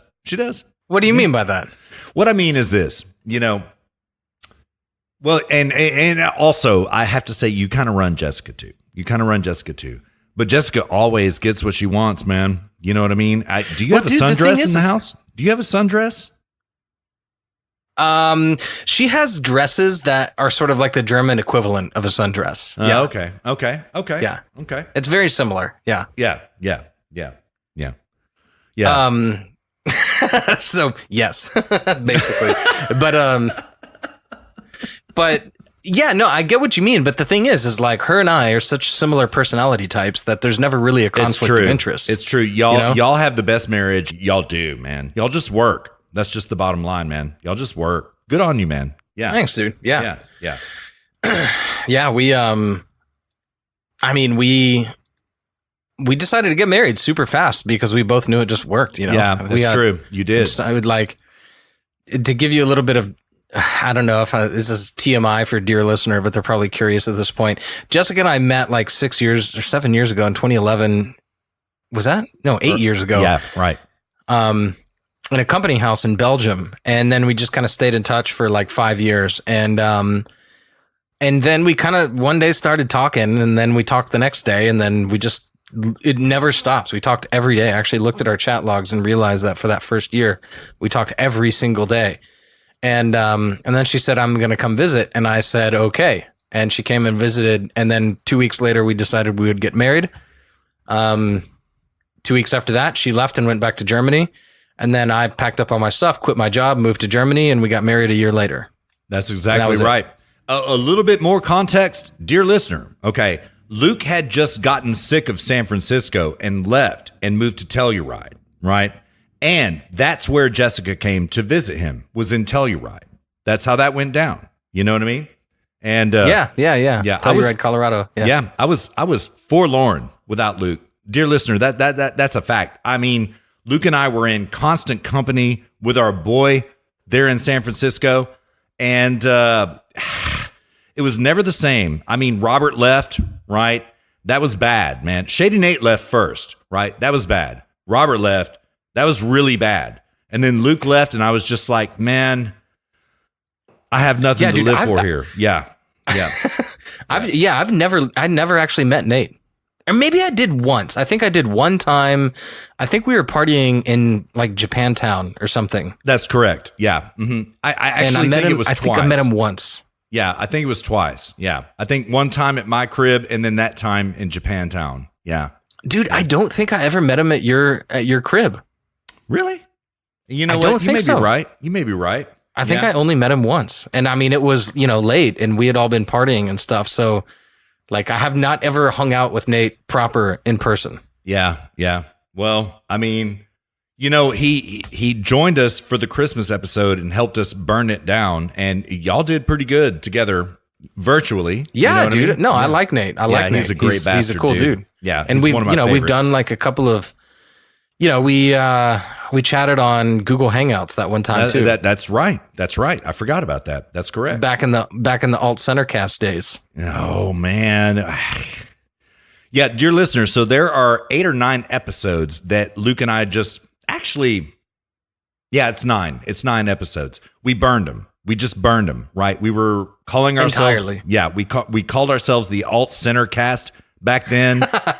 So bad. Such cuckery. Yeah. And but that's how we came up. Let's be honest, man. I mean, we yeah, dude, it was good practice. It was. And Luke, let me tell you my greatest regret about Zero Gravity Media and HSP. It goes like this right here. Okay.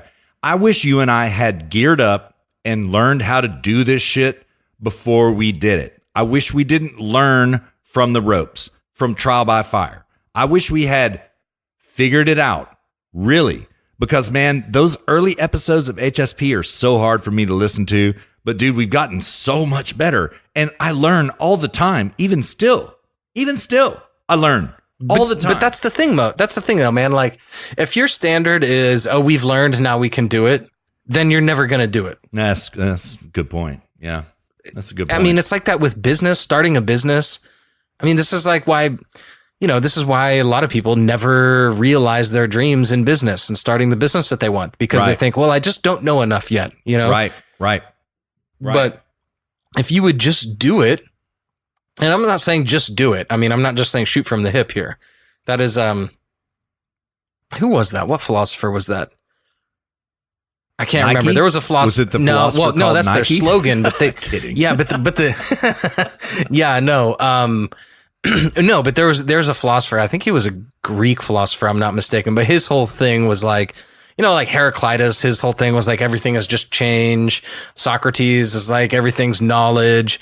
And then there was like another philosopher, I think he was a Greek philosopher, I can't remember, who was like everything is just doing it, and Nike is very, very much plays into that. It's like just do it. Yeah. You know, but there is something to take away from that when it comes to business, which is that like, yeah, there are times when you have to learn through doing. This is like agile software development. You know, you're constantly iterating and changing, making little tiny course corrections constantly. Same goes with like sailing, for example. Same goes with anything, you know, like you want to constantly be making course corrections. And oftentimes where you find those course corrections is by proceeding down the course, you know? Yeah. So, no, I don't regret that at all, dude. If our standard was like, oh, we need to, I mean, just imagine, dude, to get where we are today, we would have had to burn 150 hours of content for a year. Yeah. That's right. That's right, man. So I have no regrets about that. Yeah. Same In fact, here. I think it's kind of charming actually to go listen to our old stuff and be like, oh my God, dude, we were so terrible back then. Yeah. I can't honestly stomach Alt Center Cast. Like I don't know if I could listen to it at this point. Because it's so bad. But like episode 2, my audio is so bad I can't listen to it, you know. So and then there's just, you know, and it's just all over the map. There's episodes where, you know, I'm having to talk like this straight into the mic and blah, blah, blah, because it's like 3 a.m, you know? Yeah. So we're just kind of, you know, but this is trying to do something when you have, you know, 2 people with full-time jobs and stuff to do, you know? Yeah. It was so much more complicated. I have to be honest, Luke, when we got into this, it was, we were industrious, ambitious, and what we found out as we went down this trail, it was much more involved than we ever could have imagined. It truly was, man. You know what I mean? All of it was much more involved. And totally, dude. Yeah, totally. And we're still learning week by week, you know? And yeah, totally. Dude, we should do a quick break and then let's do one more segment and we'll close out the show. We're still on Grab Bag Special. That's true. I still have it queued up, man. Yeah. All right. Well, I have at least 2 more topics to discuss. So let's do a break. We'll come back and then we'll proceed into the 3rd segment and then close it after that. All right. That sounds perfect. Dear listener, welcome to episode number 50 of Hardly Strictly Politics. Thank you so much for riding along with us. We're not going to play any audio right now. We're going to take an honest break right now. And we will be back at you in 5 seconds of your time, about 10 minutes of our time, back at you before we know it.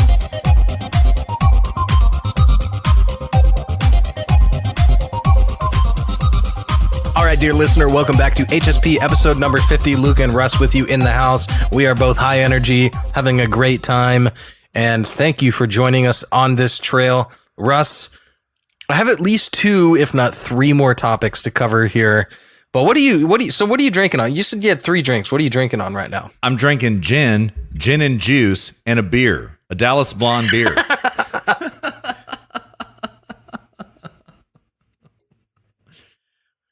Well, I've got on my side of the pond. Sorry, what were you going to say?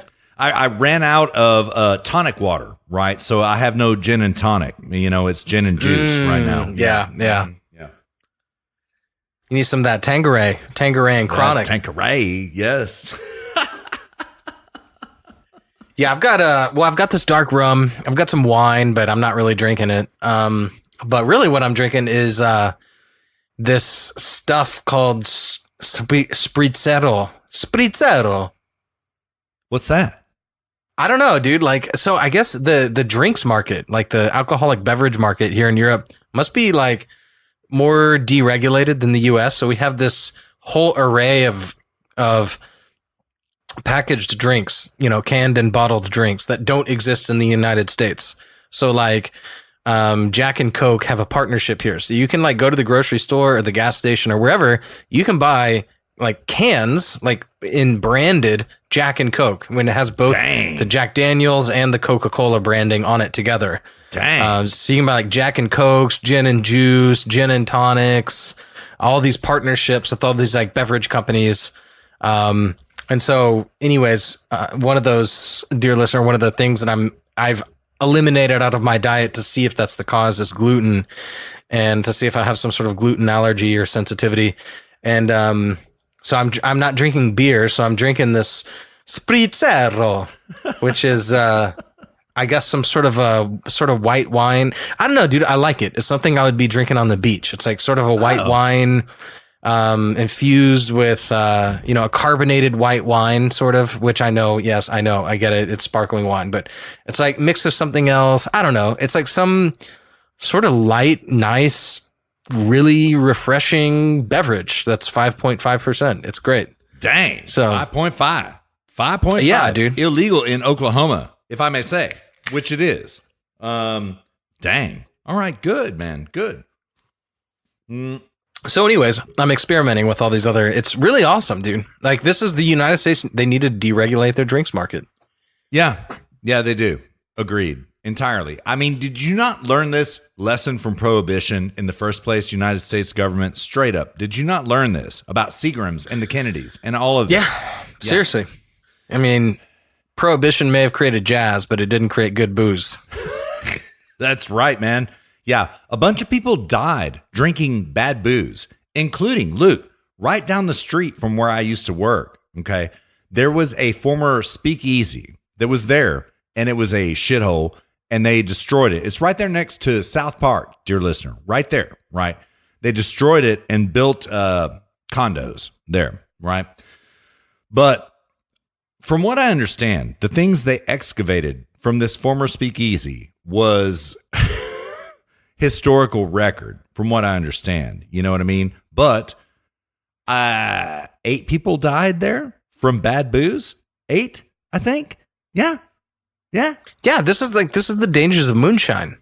It's like, if moonshine isn't done correctly, like, causes all sorts of really bad problems. Like, this actually happens in a lot of like second world and third world countries. Happens in China today. They sell you fake booze. So it does. It's either straight up fake, or they sell you like moonshine vodka. They'll just pour it into, an Absolute bottle, and so you think you're getting like Absolute vodka, but really what you're getting is like moonshine that they bought for 5% of the price. Yeah. And there was an article I read probably about 6 months ago, maybe a year ago, of a girl that was in Greece, and she actually lost her eyesight from it. She went blind. I read that too. She woke up the next morning blind. Yeah. So, I mean, you got to be careful that's the thing, is like, when you're in these other countries, these other second and third world countries, you have to be really careful.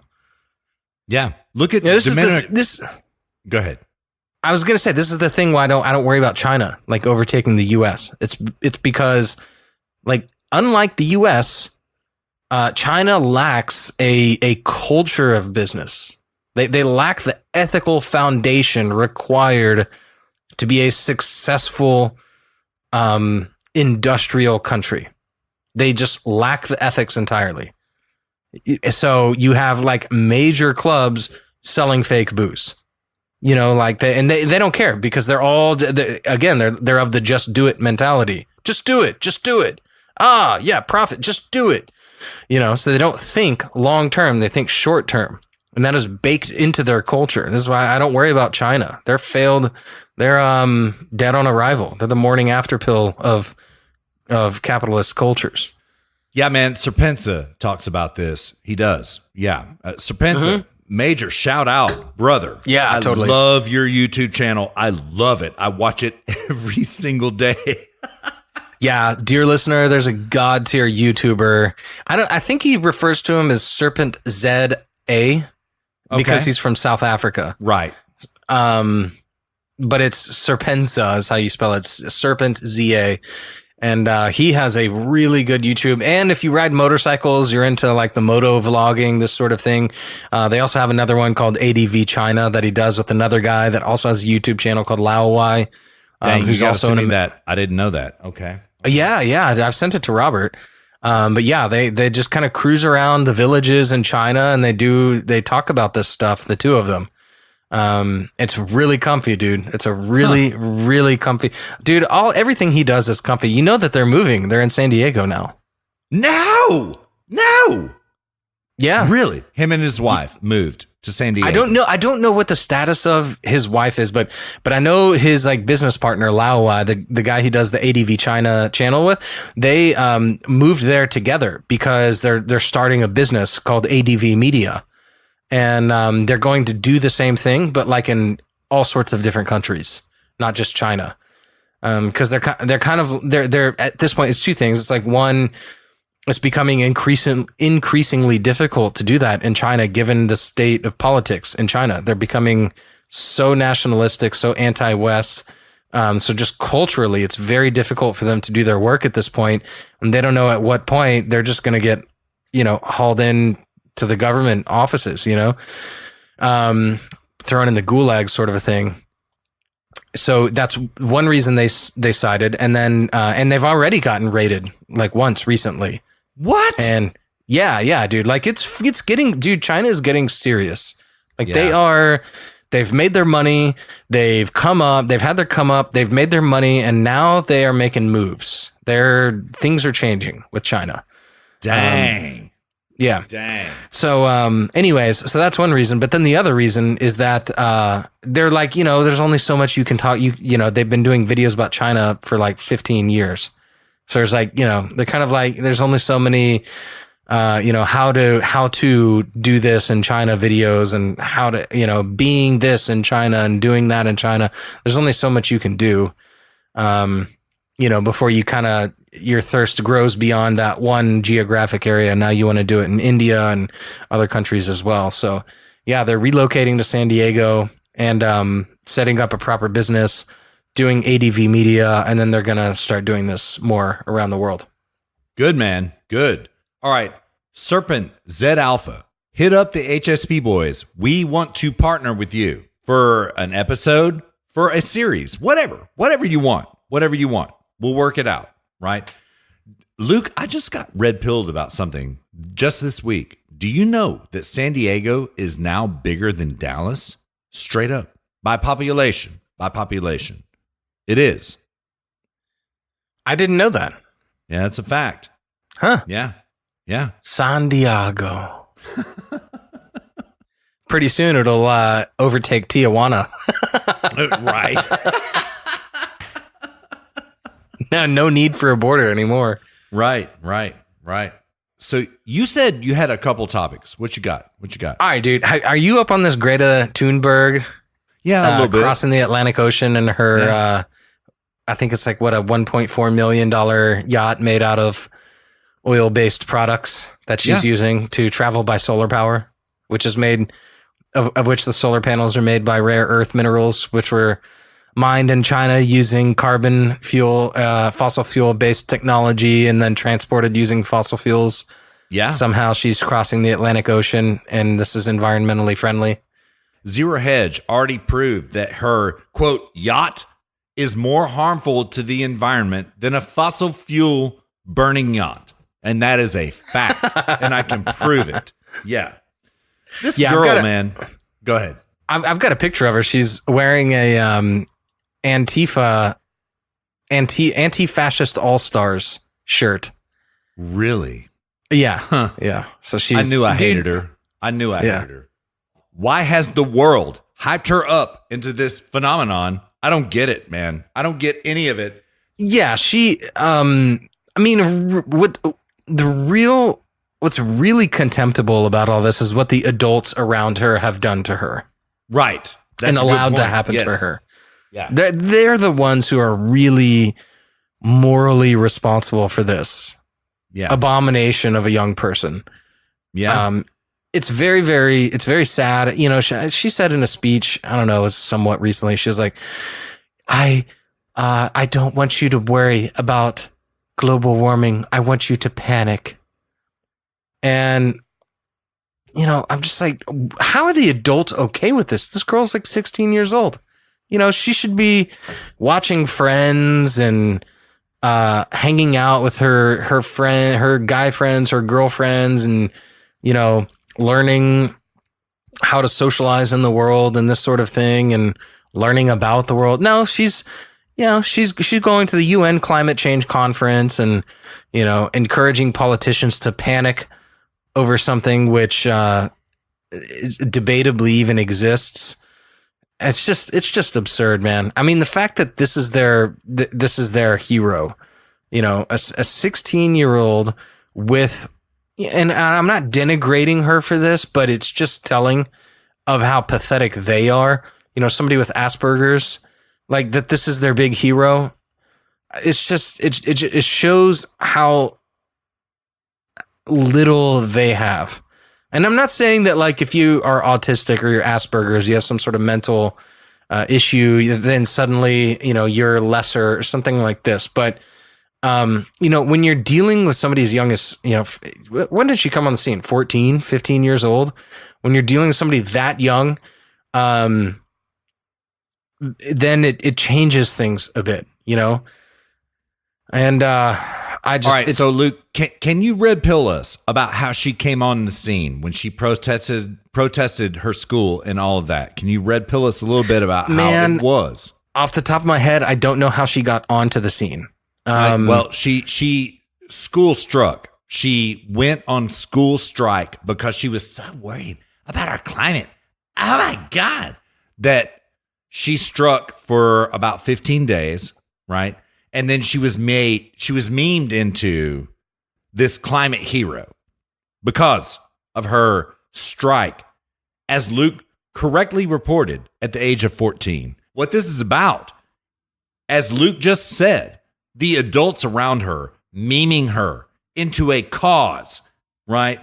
Yeah, playing on the heartstrings of a young child, so worried about our climate. Oh my God, that's what this is. That's what this is. Now, she has been memed into a crusader. And man, it's despicable. Absolutely despicable. Yeah, totally. But yeah, anyway, so dear listener, so she's sailing right now across the Atlantic. And she's doing a solo sail by herself with a solar and wind powered sailboat, which you know, all of which is built by I thought it was oil. a yacht. Is it a sailboat? Really? It's a sailboat? Yeah, it's a proper sailboat. Yeah. Oh, okay. Yeah.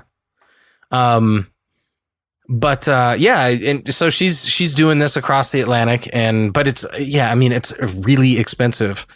I mean, maybe it's, I mean, all the pictures I see and articles that I've read about it are all sailboats. It wouldn't surprise me if maybe it was like, that's not actually the boat that she's on. Right. She jumps off that boat, gets onto her comfy yacht, and sails, 20 nautical miles, jumps back onto the boat for a photo op, and jumps back off, And by the way, I have seen those photos too, and they are very third person. Do you know what I mean? They're not aboard the boat, is what I mean. They are objectifying the boat from a third person position.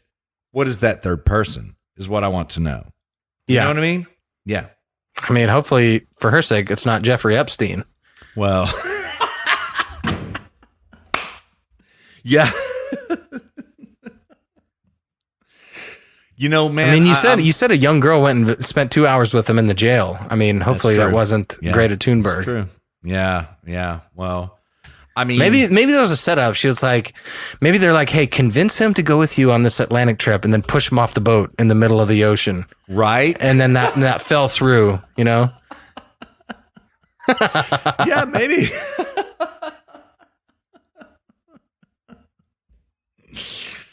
Dang.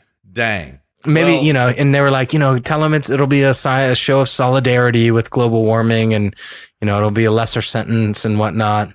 Yeah. But it's just absurd that the idea that this is like somehow environmentally friendly. I mean, you have to think back in the day, before we had fossil fuel burning engine, the internal combustion engines, when you sailed across the ocean, that was not like something that you do leisurely. Fossil fuels have turned things like going into the mountains for the winter, going into the wilderness and camping, sailing across the ocean. Fossil fuels have turned those types of activities into recreational activities. 200 years ago, those were activities that you risked your life, that you tried to avoid at all costs. You tried to stay in civilization and get away from nature, because nature is where you died. of dysentery, of the elements, of all kinds of things. Oil-based products and fossil fuels have turned what used to be life-threatening activities that you reluctantly did only because you had to into now what we call today as recreation. It's fun for us to do what used to be life-threatening. So for her to pretend like I'm gonna sail across the ocean because this is environmentally, the reason that you are doing that is precisely because there are fossil fuel based boats everywhere all around you that can be there within hours to save you. That's it. Just so. If it weren't for that, you wouldn't be doing this, because if something happens, you're dead. Yeah. And also, if you want to go on a wooden boat, then good luck. Good luck with that. Just so. If you want to deal with manning the sails, and I mean, imagine how many men that it took to operate a wooden sailboat back in the day. Yeah. Yeah. I mean, you better be a Viking if you're going to sail in a wooden boat. Straight up, you better be a Viking. You know what I mean? And Luke, I hate this, man. I'm serious, because she is sailing as if Joan of Arc coming to conquer America in the guise of climate change, concerns for climate change. You know what, Luke? I would bet she doesn't give a damn at this point about climate change. No, dude. I think she honestly cares. I think that she's brainwashed. She's brainwashed, and this is just what she thinks. That's it. It's no more complicated. It's not complicated. Yeah, fair point. I mean, all we have to do is just point out the contradictions and how the absurdities of all of this, and the contemptibility of the adults around her. Right. This tug at the heartstrings, dear listener. A child so concerned about climate change. Oh my God. She must be believed. Oh my God. That's what this is. That's how it's teed up. Yeah, right and most importantly to them, she's an ambassador to other young people. That's what it is. Yeah, that's a good point. Yeah, I hadn't thought of that angle. Yeah, that's true. All right. Well, dear listener, thank you so much for riding along with us for episode number 50. We hope it was gold. It was gold for us. Believe this. We're going to be back at you before you know it. And we'll be back at you next week with number 51. You believe this. Luke, you take care of yourself, brother. You too, brother. All right. Peace. Late.